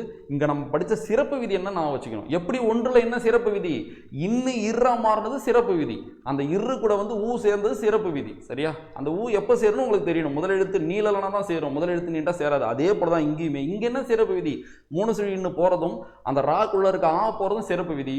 உகரம் வந்து எப்போ சேரும்? முதல் எழுத்து நீளலனா சேரும். அவ்வளோதான். அப்படியே மைண்டில் வச்சுக்கணும். இப்படி வந்தால் என்ன நடக்கணும். ஓகேவா? அடுத்து இங்கே பார்க்கலாமா? ஸோ பாருங்க, இறுதி எழுத்து போயிடுச்சு. இங்கே முதல் எழுத்து நீளாது. அவ்வளோதான். இரண். இப்போ இன்னும் போயிடும், ரா இரு கூட்டலாம் ஆ போயிடும். ஸோ இரு. இப்போ முதல் எழுத்து நீளல் இல்லை, அப்போ என்ன வந்து சேரும்? உகரம் வந்து சேரும். அப்போ ரூ என்னென்னு வரும்? இரு. ஸோ அப்போ இரு ப்ளஸ் கால் இரு கால். அவ்வளோதான். இப்போ நான் இதுக்கு விதி காட்டுறேன் பாருங்க. அப்படியே மைண்டில் ஒரு சொல்லிடலாமா? 2 என்பது நிலைமொழியாக வந்து வறுமொழி முதலெழுத்து ஒரு உயிரெழுத்தாக இருந்தால் இறுதி உயிர்மை எழுத்து போயிடும், ஈயா மாறும். 3 சுழி இன்னும் போயிடும், இந்த ராக்குள்ளே இருக்கிற ஆ போயிடும். ஈர். ஈர் ப்ளஸ் 1000 ஈராயிரம் முடிஞ்சிருச்சு. இங்கே 2 என்பது நிலைமொழியாக வந்து வறுமொழி முதல் எழுத்தாக ஒரு உயிர்மை எழுத்து இருந்தால் இறுதி எழுத்து போயிடும், முதல் எழுத்து நீளாது. அப்படியே தான் இருக்கும். சரியா? அப்போ முதல் எழுத்து நீளலனாலே உகரம் வந்து இணைய போதும் தான் அர்த்தம். அதையும் மைண்டில் ரிமைண்ட் பண்ணிங்க. சரியா? இன்னும் போயிடும், ராக்குள்ளே இருக்கிற ஆ போயிடும். அப்போ இரு கூட வந்து ஊ சேர்ந்து இருன்னு மாறும். இரு ப்ளஸ் கால் இரு கால். அவ்வளோதான். 2 1 முடிச்சாச்சு, 2 முடிச்சாச்சு. எந்த டவுட்டும் இருக்கக்கூடாது. இதுதான் விஷயம். நீங்கள் இதெல்லாம் பிடிஎஃபாக கொடுக்குறதோட இதுதான் இப்படியே எழுதி நீங்கள் படிச்சுக்க வேண்டியது தான். இதுதான் முக்கியம். இந்த டாப்பிக்லாம் இப்படி தான் நடத்தணும், இப்படி தான் நம்ம நோட்ஸும் எடுக்கணும். அடுத்து இதை நீங்கள் தேரியாக எழுதி வச்சு இப்போ இதை யோசிச்சு பாருங்களேன். இதை நம்ம எழுதுகிறோன்னா எவ்வளோ கஷ்டம், ஒன்றுமே புரியாது. ஏன் எழுதி வச்சோம் நம்மளுக்கே இது கடுப்பாக இருக்கும். இன்னும் ஒரு 10 நாள் 20 நாள் கழிச்சு பார்க்கும்போது. பட் இப்படி சால்வ் பண்ணிவிடுங்க மேக்ஸ் போல். அடுத்து போயிடலாமா? அடுத்து என்ன பார்க்க போகிறோம் நம்ம? 3. அதுக்கு விதி சொல்கிறேன். நல்லா பார்க்குறீங்களா? விதி பாருங்கள், கண்டிப்பாக எல்லாருக்குமே புரியும். இந்த விதியை மட்டும் பாருங்கள். ஒன்றன் புள்ளி ரகரமாக சிறப்பு விதிகள். ஒன்றன் புள்ளி ரகரமாக நான் முடிச்சுட்டு கடைசியாக தான் காட்டலான்னு பார்த்தா இங்கே பார்த்துருங்க. ஏன்னா முதல் 2 நம்பர் பார்த்துட்டோம். 1க்கும் 2க்கும் சிறப்பு விதி தான். ஒன்றன் புள்ளி ரகரமாக. இப்போ உங்கள் மைண்டில் டக்குன்னு வருதா? என்ன ஒன்றன் புள்ளி ரகரமாக? அப்போ சிம்பிளாக கோடு விட எழுதிக்கலாமா? அப்போ ஒன்றோட புள்ளி எது? இன்னு. அது எப்படி மாறுமா? ரகரமாக. இதான் விஷயம். அடுத்து பாருங்க, இரண்டன் ஒற்று உயிர் ஏக. இரண்டன் ஒற்று, இரண்டோட ஒற்று எது? இன்னு. இரண்டோட உயிரெழுத்து எது? ராக்குள்ள இருக்கிற ஆ. ஏகனா என்னது? மறைய. அப்ப அந்த இன்னும் அந்த ராக்குள்ள இருக்கிற ஆவும் ஏகன்னு அர்த்தம். ஊ வருமே, ஊ வருமே. ஊ எப்போ வரும்? முதலெழுத்து நீலனா ரெண்டுலையும் ஊ வரும்னு சொல்றாங்க. இதுதான் சிறப்பு விதி. அப்போ 1, 2ன்ற எண்கள் வருமொழியின் முதல்ல எந்த எழுத்தோட இணைஞ்சாலும் சரி, நம்ம இப்ப பார்த்த இந்த விதியை தவிர்த்து ஒரு விதியே கிடையாது. பொது விதியும் பார்த்துட்டோம், சிறப்பு விதியும் பார்த்துட்டோம். பொது விதி ஞாபகம் இருக்குல்ல? பொது விதியில் என்ன? அது முதலெழுத்து நீளம், இறுதி உயிர்மை எழுத்து போயிடும், அது பொது விதி. சிறப்பு விதியில் என்ன பார்த்தோம்? இன்னும் இறா மாறும். இங்க என்ன ஆகும்? மெய்யும் உயிரும் ஏகும். மெய்யும் உயிரும் ஏக. அதான் ஏக ஏகம் எல்லாம் ஒண்ணுதான். இவ்வளவுதான் விஷயம். சரி, அடுத்தது 3 பார்க்கலாமா? 3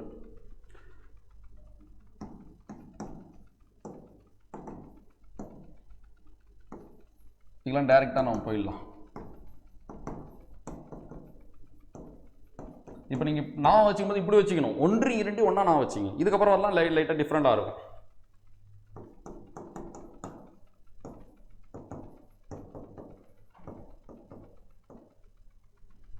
3 + 1000 3 + 1/4. ஏன் அதே எடுத்துக்காட்டை கொடுக்குறேன்னா, நம்ம இப்போ எடுத்துக்காட்டெல்லாம் மாற்ற தேவையில்லை, கான்செப்டை புரிஞ்சிக்கலாம். அதுக்கப்புறம் நீங்கள் என்ன எடுத்துக்காட்டோன்னா போட்டுங்களேன். இது ஃபார்முலா மாதிரி தானே. நீங்கள் அந்த இடத்துல என்ன உயிர் எழுத்து வர்ற மாதிரி ஒரு சொல் போட்டாலும் சரி, என்ன உயிர்மை எழுத்து வர மாதிரி சொல் போட்டாலும் சரி, சேம் அதே தான் நடக்கும். சரியா?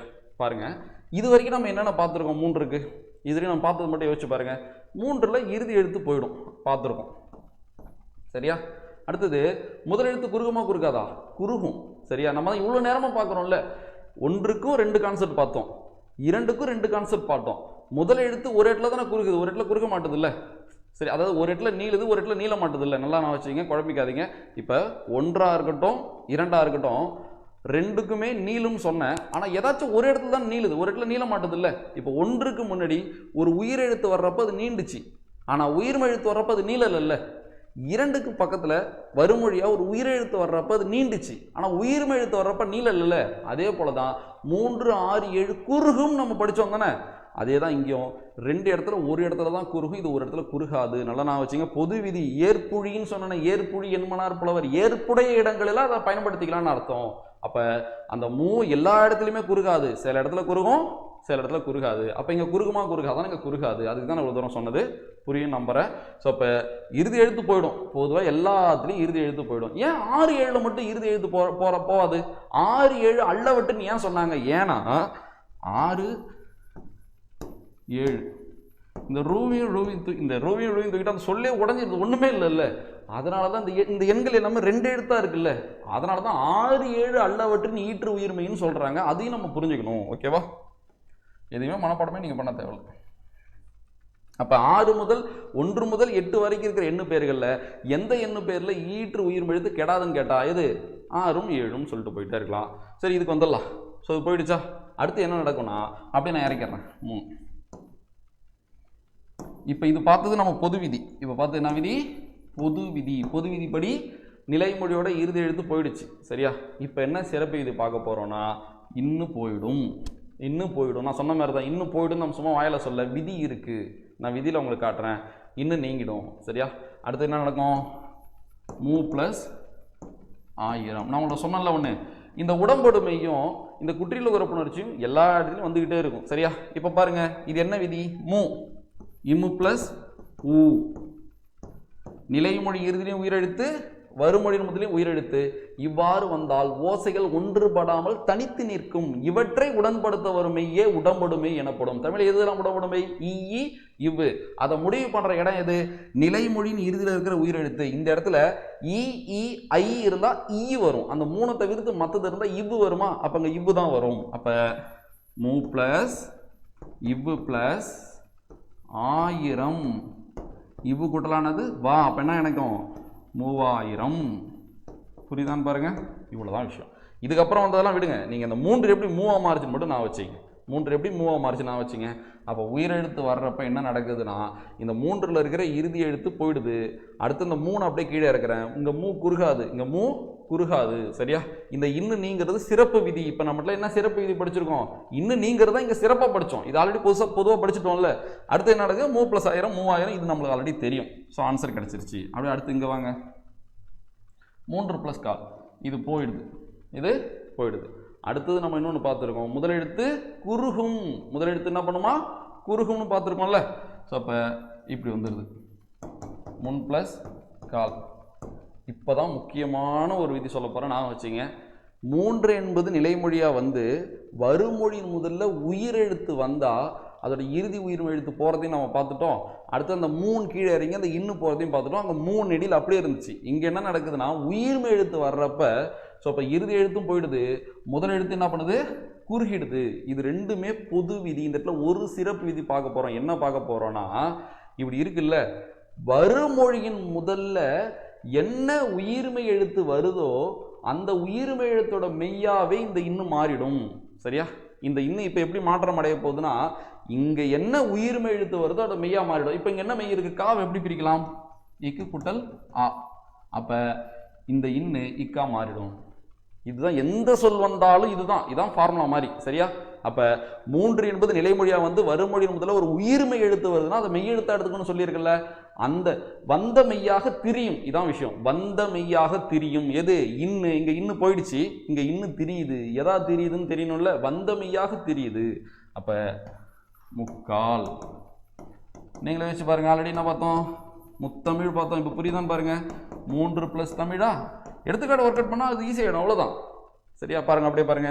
ரூ போயிடுதா? இப்போ உங்களுக்கு தெரியணும் இங்கே உயிர் எழுத்து இருந்தால் இது எப்படி நடக்கும், இங்கே உயிர்மை எழுத்து இருந்தால் எப்படி நடக்கும்னு உங்களுக்கு தெரியும். உயிர் எழுத்து இருந்தால் எப்படி நடந்திருக்கும்? ரூ மட்டும் போயிருக்கும், அடுத்து இன்னும் மட்டும் போயிருக்கும், மூவாவே இருந்திருக்கும், நெடிலாவே இருந்திருக்கும். ஆனால் இங்கே உயிர்மை எழுத்து இருக்குல்ல, அப்போ மூவை நான் குறுகிடுறேன். குறுகும்னு பார்த்தோம்ல, குறுகிடுச்சு, பொது விதி. அடுத்தது முன் + தமிழ். இப்போ பாருங்க, இப்போ இந்த இன்னும் நீக்கலாமா இல்லை ஏதாச்சும் மாறுபான்னு கேட்டால் அது தெரியும். எப்படி தெரியும்? வந்த மெய்யாக தெரியும். எந்த மெய் இங்கே வந்திருக்கு? தா. இத்து கூட்டலாம். அப்போ இந்த இன்னும் எப்படி தெரிய போகுது? இத்தா தெரிய போகுது. அப்போ என்ன கிடைக்கும் எனக்கு? முத்தமிழ். 3 + மணி மும்மணி. இப்போ புரியுது எப்படி வருதுன்னு? மும்மணியா இம்மு வருது. மா இம்மு இம்மு. இங்கே தா இத்து இத்து, இங்கே கா இக்கு இக்கு. இவ்வளோதான் விஷயம். ஸோ 3 இவ்வளோதான். ரிவிஷன் பண்ணிடலாமா? அப்போ 3 என்பது சின்ன சேஞ்ச் இருக்குதான், 1க்கு 2 தவிர்த்து இந்த 3 கொஞ்சம் டிஃப்ரெண்ட் ஆகுது. ஆனால் அந்த 3 மட்டும் நீங்கள் தனியாக நான் வச்சிங்க. சரியா?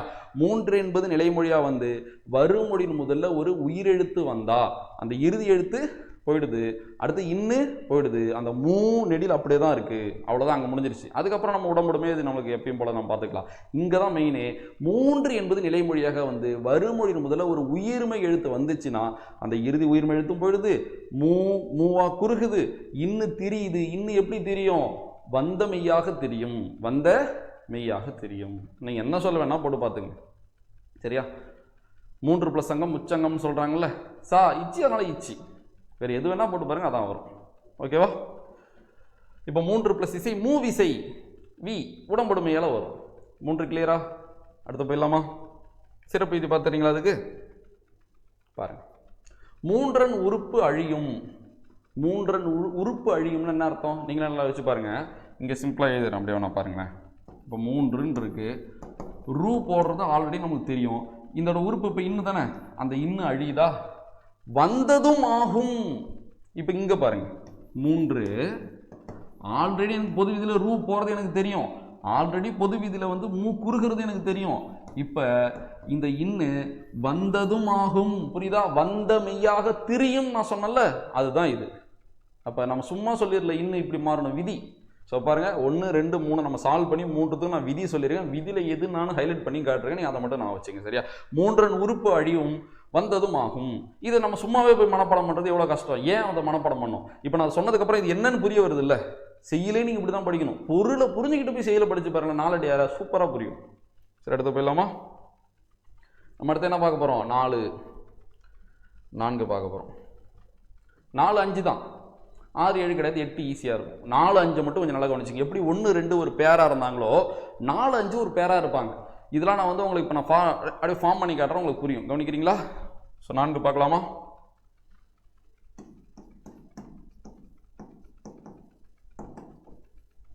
ஸோ 4 இந்த 4 நான் 3ஆக பிரித்து நடத்துகிறேன். ஏன்னா இதில் நிறைய நுணுக்கங்கள் இருக்குது. கவனிக்கிறீங்களா? ஃபஸ்ட்டு 4 என்பது நிலைமொழியாக வந்து வருமொழியின் முதல்ல ஒரு உயிரெழுத்து வந்தாலோ இல்லை, இது நீங்கள் என்னன்னு புரிஞ்சுக்கணும். அது என்ன? 6 ஈனா இடையின உயிர்மை எழுத்துன்னு அர்த்தம். இடையின உயிர்மை எழுத்து ஏன் 6 போட்டிருக்கேன்? இடையின மெய் எத்தனை? 6 தானே. ஸோ அது மெய்யின்னு உங்களுக்கு புரியுறதுக்காக நான் அந்த 6 மென்ஷன் பண்ணியிருக்கேன். இல்லை ஈனே போட்டுக்கலாமா? ஈனான நான் வச்சிங்க, இடையினம் நான் வச்சிங்க, வச்சுப்பீங்களா? ஈனானது இடையினம், வானானது வல்லினம், மேனானது மெல்லினம். ஏன்னா இப்போ நம்ம ஸ்டேட்மெண்ட்டாக படிக்கணும், இப்போ பார்த்தவங்க மைண்டில் புரியணும். அப்போ 4 என்பது நிலைமொழியாக வந்து வருமொழியின் முதல்ல ஒரு உயிரெழுத்து வந்தாலும் சரி, ஒரு இடையின உயிர்மை எழுத்து வந்தாலும் சரி, அதுக்கு தான் நான் பேசிக் நடத்தின மொழி முதலெழுத்துன்னு ஒரு டாபிக் நடத்தினேன். சரியா? மொழி முதலெழுத்துல எதுலாம் ஒரு மொழியோட முதல்ல வரும்? காச, தான, பாம, ஞான, யாவ. இதில் எத்தனை இடையினம் இருக்கு? 2 இடையினம் தான் இருக்கு. எதெல்லாம் இடையினம்? யாவும் வாவும்.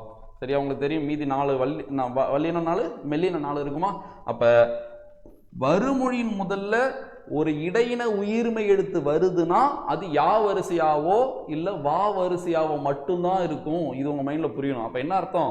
இங்க வா வரிசை தான் வர வாய்ப்பு இருக்குன்னு அர்த்தம். அவ்வளவுதான் விஷயமே.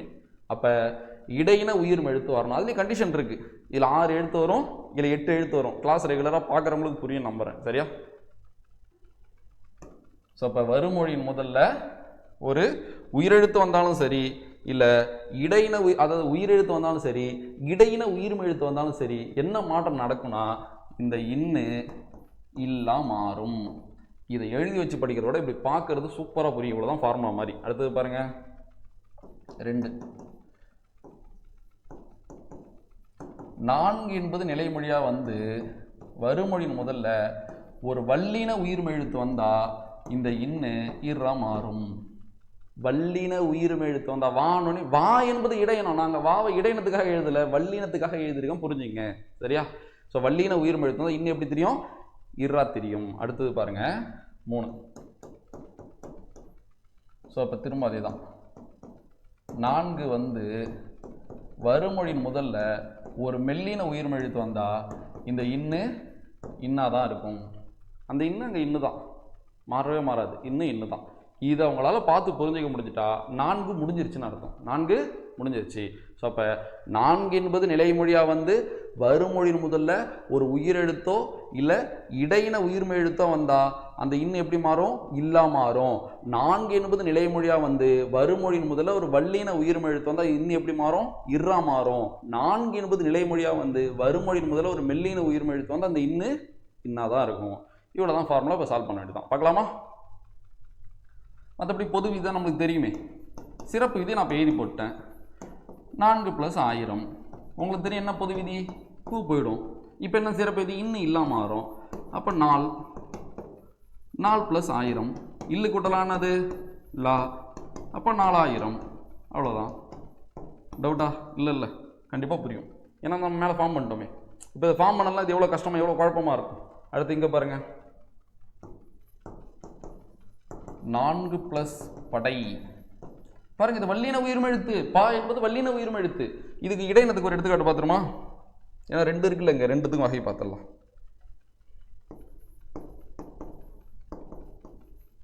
போட்டித் தேர்வை பொறுத்த வரைக்கும் ஒரு ரூமில் வந்து ஒரு சாக்கு மூட்டையை கொண்டு போய் நம்ம பாட்டு இஷ்டத்துக்கு அங்கங்கே போட்டோம்னு வச்சுங்களேன், சீக்கிரம் அது இடத்த அடைச்சிரும். சரியா? நம்மளுக்கு தேவைனாலும் டக்குன்னு தேடந்து எடுக்க முடியாது. இதுவே ப்ராப்பராக அடிக்க வச்சோன்னா நிறையாவும் எடுக்கலாம், எதை எடுக்கணுமோ அதை ஈஸியாகவும் போய் எடுக்கலாம். அதே போல் தான் நம்ம படிக்கிற கண்டென்ட்டும் சரி. நம்ம பாட்டும் ஏதோ ஒரு வகையில் படித்து உள்ளே போட்டோன்னா அதிகமாக படிக்கவும் முடியாது, படித்ததை ரீகாலும் பண்ண முடியாது. எல்லாத்துலேயும் ஒரு ஒழுங்கோட ஒரு ஆர்டரோட யாரெல்லாம் அப்ரோச் பண்ணுறாங்களோ அதுதான் ஸ்மார்ட் ஒர்க். இப்போ டக்குன்னு நம்ம குரூப்பில் கூட அன்றைக்கி ஒரு நாள் கடலை குறிக்கும் வேறு பேருன்னு சொல்லி ஒரு 20-30 சொல்ல நான் எழுதி கைப்பட குரூப்பில் போட்டிருப்பேன், நம்ம டெலகிராம் குரூப்பில். அது சும்மா நீ தோணுச்சுன்னு போட்டேன். அதில் என்ன ஒழுங்குன்னு கேட்டிங்கன்னா ஒன்றும் இல்லை, நீங்கள் அதில் எடுத்து பாருங்கள். அது அகர வரிசைப்படியில் நான் ஆர்டர் படுத்திருப்பேன். அப்படி அகர வரிசைப்படியில் ஆர்டர் படுத்துறதுனால என்ன பலன்னா, ஏதோ ஒரு வகையில் நான் அதை வந்து கொஞ்சம் உழைச்சிருக்கேன்ல அதுக்குன்னு. அப்போ ஏதோ ஒரு வகையில் எனக்கு கொஞ்சம் நெருக்கமாக வரும்ல. அகர வரிசைப்படி நான் ஆர்டர் படுத்துனால ஆ வரிசையில் எத்தனை இருக்குது, ஆ வரிசையில் எத்தனை இருக்குன்னு என்னால் ஓரளவுக்கு ஹிண்ட் வச்சு நான் வச்சுக்க முடியல. ஸோ இதுதான் சொல்கிறேன். அப்போ ஏதோ ஒரு வரிசையில் நம்ம அதை ஆர்டர் படுத்துகிறோன்னா நம்ம அதுக்கு எக்ஸ்ட்ரா உழைக்கிறோன்னு அர்த்தம். சரியா? இதை மட்டும் மைண்டில் வச்சுங்க. நீங்கள் வந்து எப்பயுமே ஒருத்தவங்களை பார்த்து கிளாஸ் கவனிச்சுட்டே இருக்குன்றலாம் நான் விரும்புறதில்ல. நீங்கள் கற்றுக்கிட்டு நீங்கள் படிக்க ஆரம்பிக்கணும். சரியா? இவர் மறைமுகமாக இதுக்கப்புறம் கிளாஸ் வராதுன்னு சொல்கிறாரான்னு நினச்சிக்காதீங்க. நிறைய பேருக்கு இதே டவுட் இருக்குது, கிளாஸ் கொண்டு போகிறால நிறுத்திடுவாருன்னு. கண்டிப்பாக முழு பாடத்திட்டையும் நம்ம 1 விட்டு 1 நாள் வகுப்பு பார்த்துக்கிட்டு போக தான் போகிறோம். வகுப்புகள் கண்டிப்பாக ரெகுலராக வரும். நீங்கள் பார்த்து கரெக்டாக நோட்ஸ் எடுத்துக்கிட்டிங்கன்னா சந்தோஷம். சரியா? ஸோ இப்போ என்ன சொல்கிறேன்னா, இதே மெத்தடில் நீங்களும் மற்ற சப்ஜெக்ட் படிக்கும்போது கொஞ்சம் அப்ளை பண்ணி பாருங்கள், கொஞ்சம் டிஃப்ரெண்ட்டாக படித்து பாருங்கள். ஓகேவா? சரி, 4+ வகை பார்க்கலாமா? பொது விதி என்ன பார்த்தோம்? கூ போயிடுச்சு. அப்போ இன்னும் எப்படி மாறிச்சு? இல்லா மாறிச்சு. ஏன் இப்போ நான் இல்லா மாத்திரம்? வா வா என்பது என்னது? இடையின உயிர்மை எழுத்து. இதுதான் ஃபர்ஸ்ட் கிளாஸ் நான் வந்து எழுத்துக்களின் வகையும் தொகையும் நடத்தினேன். அன்னைக்கு சின்ன சின்ன விஷயத்தை சொல்லிக் கொடுத்தேன். உயிர் எழுத்துனா என்ன, மெய் எழுத்துனா என்ன, உயிர்மை எழுத்துல என்ன பிரிவுகள் இருக்குது, மெய் எழுத்துல என்ன பிரிவுகள் இருக்குன்னு நான் சொல்லிக் கொடுத்தேன். சரியா? அடுத்தது 4+ வகை, 4 வகை தான், அவ்வளோதான். அப்போ நிறுவனம் ஆயிடுச்சா? இன்னும் எப்போ இல்லாம ஆச்சு? உயிரெழுத்து வந்தப்பவும் இடையின உயிர்மை எழுத்து வந்தப்பவும் இன்னும் இல்லாம ஆச்சு. இங்கே பாருங்க, போயிடுமா? பொது விதி. பொது விதி 6, 7 அல்லவற்றின் ஈற்று உயிர்மை போயிடும் சொன்னால பொது விதியில். ஸோ இப்போ இன்னும் போயிடுச்சு. இப்போ இங்கே இன்னும் இற மாறுமா? நார்+ படை, நாற்படை. சரி, இப்போ இங்கே பா இருக்கு, அப்போ இப்போ போட்டுக்கலாமா? நாற்படைன்னு போடலாம்னா தப்பு. அது மெய் மயக்குன்னு ஒரு டாபிக் இருக்குது. தமிழில் 2 மெய் எழுத்துக்கள் பக்கத்தில் பதில் வருமானம் வரும். எப்போ வரும்னா, ஈ அடுத்தோ இரு அடுத்தோ இல்லை இழு அடுத்தோ வரும். ஈக்கு பக்கத்தில் இருக்கு பதில் இழு பதிலாக வரும். அதுலேயும் எல்லா இடத்துலையும் வரும் சொல்ல முடியாது. சில இடத்துல அதுக்கும் விதி விலக்கு இருக்குது. அதை நம்ம பார்த்துக்கலாம், ஒரு தலைப்பாக பார்க்கணும். இன்னும் நிறைய பேர் கேள்வி இருக்கும், பாடத்திட்டம் முக்கியம்னா பாடத்திட்டத்தை விட்டு நான் வெளியிலாம் போய் நடத்தலை. நீங்கள் எக்ஸாக்டாக அந்த பாடத்திட்டத்தை போய் நடத்த சொல்கிறீங்களா? அந்த பாடத்திட்டத்துக்கு தான் உங்களை நம்ம தயார்படுத்திட்டு இருக்கோம். சரியா? நம்ம பாட்டும் தலைப்புகள் நிறைய பார்த்துக்கிட்டே போயிட்டு இருக்கலாம். எழுத்து சொல் இலக்கணத்தில் மட்டும் ஒரு 30-40 தலைப்புகள் இருக்குது. அந்த 30-40 தலைப்பையும் நம்ம தவிர்க்க முடியாத பலமாக மாறிட்டோம்னு வச்சிங்களேன், பாடத்திட்டம் முடிஞ்சிருச்சுன்னு அர்த்தம். ஒன்றுமே இல்லை பாடத்திட்டம்னு அர்த்தம். ஆனால் இந்த தலைப்புகளே நம்ம ஸ்ட்ராங் ஆகாமல் உள்ளே போகிறோன்னா அங்கங்கே அடி வாங்கிட்டே இருப்போம். அங்கங்கே அடி வாங்குவோம். கடினமான இடம் புரியும், அப்போ ஒரு சந்தோஷம் கிடைக்கும். அதுக்கு இந்த தலைப்புலாம் முக்கியம். ஸோ தயவு செஞ்சு கரெக்டான வழியில் தான் நம்ம பயணிக்கிறோம். நம்மளுக்கு நேரம் இருக்குது. 6 மாதம் 7 மாதம் 8 மாதம் நம்ம நல்லா கொடுத்துருக்காங்க. அதனால் எந்த ஒரு பயமும் இல்லாமல் ப்ராப்பராக கிளாஸை நீங்கள் அழகாக நோட்ஸ் எடுங்க. சரியா? நான் டெஸ்ட் ஆரம்பிச்சதுக்கப்புறம் புத்தகத்தில் எப்படி படிக்கிறது எல்லாத்தையும் நான் டீட்டெயிலாக சொல்கிறேன். ஸோ தமிழுக்கு அடுத்த ஒரு 3 மாதத்துக்குள்ளே நம்ம அடிப்படையில் தரமாக ரெடி ஆகிட்டா அதுக்கப்புறம் களம் 2 அப்படி நம்ம கொண்டு போய்க்கலாம். சரியா? ஸோ பாருங்கள், ஸோ வள்ளின உயிர்மை எழுத்து வர்றப்ப என்ன நடக்குது? இன்னும் இற மாறுது. அடுத்து இங்கே பாருங்கள், ஸோ மெல்லினம் பார்க்கலாமா? 4+ மணி. 4+ மணி எப்பயும் போல பொது விதி. இப்போ சிறப்பு விதி இங்கே அப்ளை ஆகுது.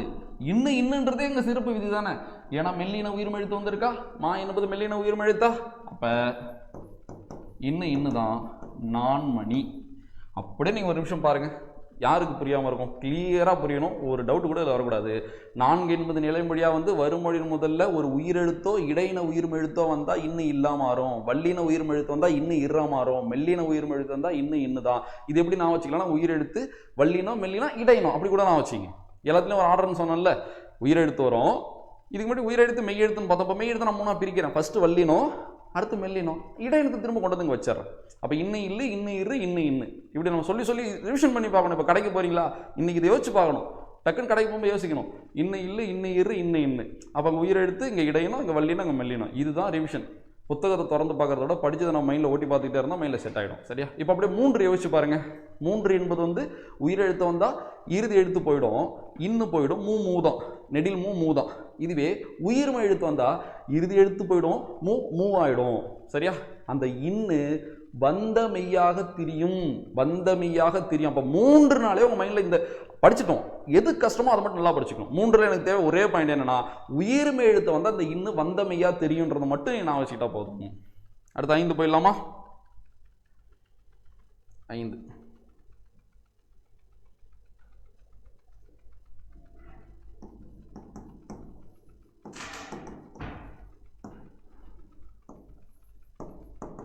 சரி, இது நம்ம அதே போல் ஃபார்ம் பண்ணிடலாமா? 3 ரோமன் லெட்டர் வரும் இதுலேயுமே, கவனிச்சிங்க. 5 என்பது நிலைமொழியாக வந்து வருமொழியின் முதல்ல ஒரு உயிரெழுத்து வந்தாலும் சரி, இடையின உயிர்மை எழுத்து வந்தாலும் சரி, இந்த இந்து என்ன ஆகிடும்னா போயிடும். இந்த இந்து என்ன ஆகிடும்? போயிடும். அடுத்தது 5 என்பது நிலைமொழியாக வந்து வருமொழியின் முதல்ல ஒரு வல்லின உயிர்மை எழுத்து வந்தால் இந்த இந்து இணை எழுத்தாக மாறும். என்ன இணை எழுத்தாக மாறும்? வந்தமெய்யின் இணை எழுத்தாக மாறும். இங்கே ஒரு வல்லின உயிர்மை எழுத்து வரும்னு சொன்னல, கா வரிசை வந்தால் இங்கா மாறும், சா வரிசை வந்தால் இஞ்சா மாறும், தா வரிசை வந்தால் இந்தா மாறும். புரியுதா? பா வரிசை வந்தால் இம்மா மாறும். இவ்வளோதான் விஷயமே. காசை தான பாம நம்ம 6 சொல்கிறோம்ல. ஸோ இந்த 6 மொழிக்கு முதல்ல வரும்னு சொல்கிறோம்ல மெஜாரிட்டியா. இதில் 4ன்னா அது வல்லினம் தான். எது காச தாப்ப கா வரிசை சா வரிசை தா வரிசை பா வரிசை. அப்போ 4த்துக்கும் இனமான மெல்லினம் உண்டு இல்லை. அப்போ 5 என்பது நிலைமொழியாக வந்து வருமொழியின் முதல்ல ஒரு வல்லின உயிர்மை எழுத்து வந்தால் அங்கே என்ன வல்லின உயிர்மை எழுத்து வருதோ அதுக்குள்ள ஒரு மெய் இருக்குல்ல. இப்போ கா வரிசை வந்தால் இக்கு இருக்குல்ல. அப்போ இந்த இந்து இக்கோட இனமான இங்காக மாறிடும். அதுதான் நான் இனம்னு போட்டிருக்கேன். புரியும், ஹிண்ட் தான். இனம் மைண்டில் தெரியணும் என்னன்னு. நான் தான் என்னென்னு எக்ஸ்பிளைன் பண்ணிட்டேன்ல. அடுத்தது 3. ஸோ இப்போ வல்லினம் பார்த்துட்டோம், உயிரெழுத்து இடையினம் பார்த்துட்டோம். சரி, இப்போ என்ன பார்க்க போகிறோம்? நம்ம மெல்லினம் என்ன பார்க்க போகிறோம்? மெல்லினம் பார்க்க போகிறோம். ஓகேவா, பார்க்குறீங்களா? ஸோ இப்போ மெல்லினம் வந்தால் இந்த எப்படி மாறுனா, இப்போ எடுத்துக்காட்டு பார்த்தீங்கன்னா 5 + 3ன்னு வச்சிங்களேன். 5 + 3. ஸோ நம்மளுக்கு இறுதி எழுத்து தூ போயிடும். அப்போ வந்த மெய்யாக திரியும். இது எங்கேயோ பார்த்த மாதிரியே இருக்கு. எங்கே பார்த்தோம்? இப்போ தானே நான் 3ல் பார்த்தோம். அப்போ 3லையும் 5லையும் ஒரு தொடர்பு இருக்குது. நீங்கள் அதை லிங்க் பண்ணி நான் வச்சுக்கணும். அதுதான் நான் இங்கே சொல்கிறேன்.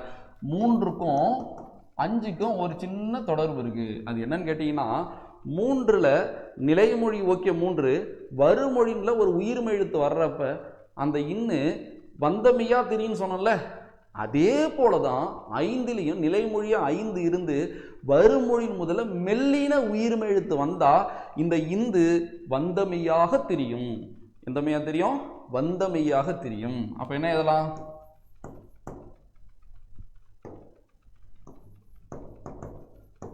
வந்தமையாக தெரியும். இவ்வளவுதான் விஷயம். இப்போ ஃபார்முலா ஃபார்ம் பண்ணியாச்சு. சரி, இதை கூட நம்ம திரும்ப பார்த்துக்கலாம். இது ஃபஸ்ட் நான் வச்சிங்க. ஸோ இதுதான் 5க்கான ஃபார்முலா. பாருங்க, 5 நிலைமொழி உயிரெழுத்து இல்லை இடையின உயிர்மை எழுத்து வந்தால் அந்த இந்து போயிடும், இந்து மறைஞ்சிடும், இந்து கெட்டுடும். இங்கே இந்து இன எழுத்தா மாறும் வல்லின உயிர்மை எழுத்து வந்தா. மெல்லின உயிர்மை எழுத்து வந்தா இந்த இந்து வந்த மெய்யாக தெரியும். இங்கே என்ன மெய் வருதோ அந்த மெய்யாவே தெரிஞ்சிடும் சொல்றாங்க. எடுத்துக்காட்டு பார்க்கலாமா?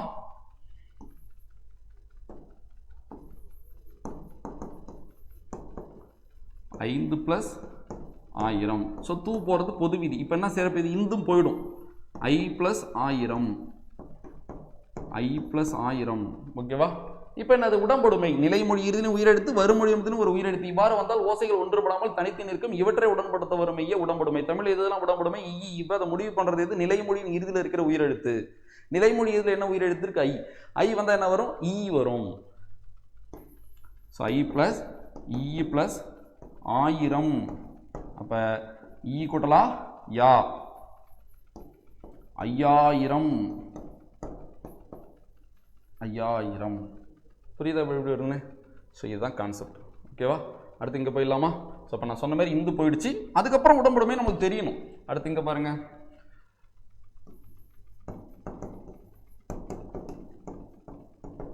பாருங்க, தூ போகிறது பொது விதி. இப்போ இங்கே இந்து இனமாக மாறுன்னு சொன்னாங்களா?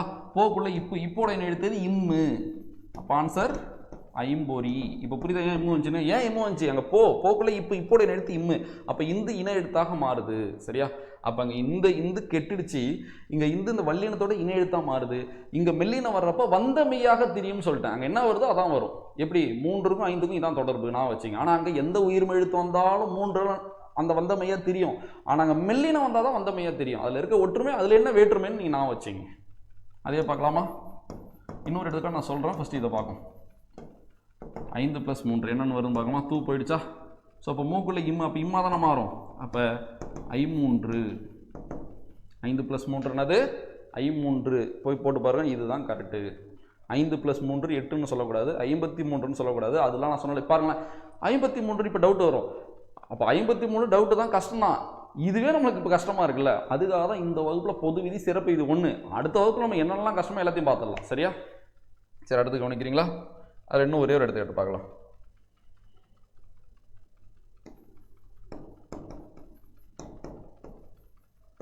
ஐந்து + 100 பார்க்குறீங்களா? பாருங்கள், தூ போயிடும்.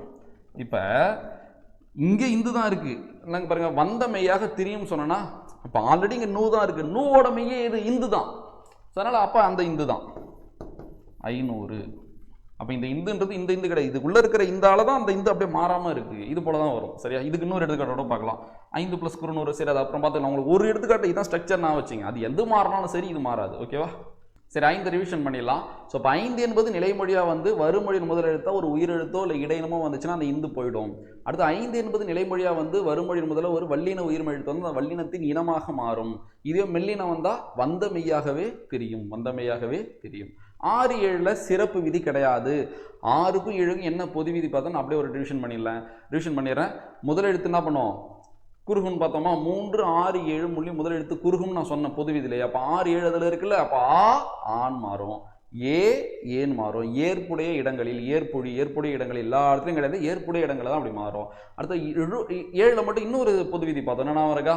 ஸோ அப்போ அந்த 7ல் இருக்கிற அந்த உகரம் அந்த இது போயிடும், உயிரெழுத்து போயிடும். அந்த இழுக்கூட்டல் ஊ இருக்குல்ல, அது போயிடும். இதுதான் 6, 7ல் இருக்கிற பொது விதிகள். 3 விதிகள். 6க்கு 1 விதி, 7க்கு 2 விதி நான் வச்சுங்க. இப்போ 8க்கு போயிடலாம் நம்ம. ஸோ 8ஓட முடிஞ்சிடும். ஸோ இதை ஃபஸ்ட்டு நீங்கள் கிளியர் ஆகிடுங்க. அடுத்து இந்த எண்ணு பேரில் இன்னும் என்னெல்லாம் இருக்கும் நம்ம பார்த்துக்கலாம்.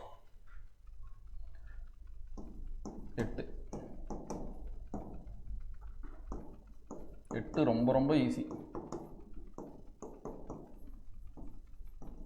சரி, ஃபஸ்ட்டு அதை ஃபார்ம் பண்ணி காட்டிட்டா எப்பயும் போல பார்த்துலாம். அது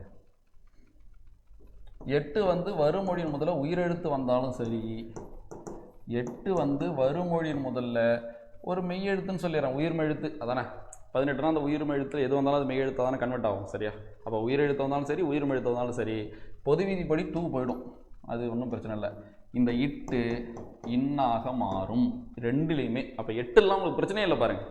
அப்போ படிக்கும்போது கிட்ட நெருக்கிட்டே வரணும். எது ஈஸி எது கஷ்டமோ அதை மட்டும் ஃபோக்கஸ் பண்ண. இங்கே எது கஷ்டம், 3, 4, 5 இந்த 3 மட்டும் நீங்கள் ஸ்டடி பண்ணிட்டீங்கன்னா போதும். 3ல் என்னென்ன மாற்றம், 4ல் என்னென்ன மாற்றம், 5ல் என்னென்ன மாற்றம் படிச்சுன்னா முடிஞ்சிருச்சுன்னு அர்த்தம் அந்த டாபிக். சரியா? சரி, 8ல் உயிரெழுத்து வந்தாலும் சரி, உயிர்மெழுத்து வந்தாலும் சரி, இட்டு இன்னா தான் மாறப்போகுது. பார்க்கலாமா?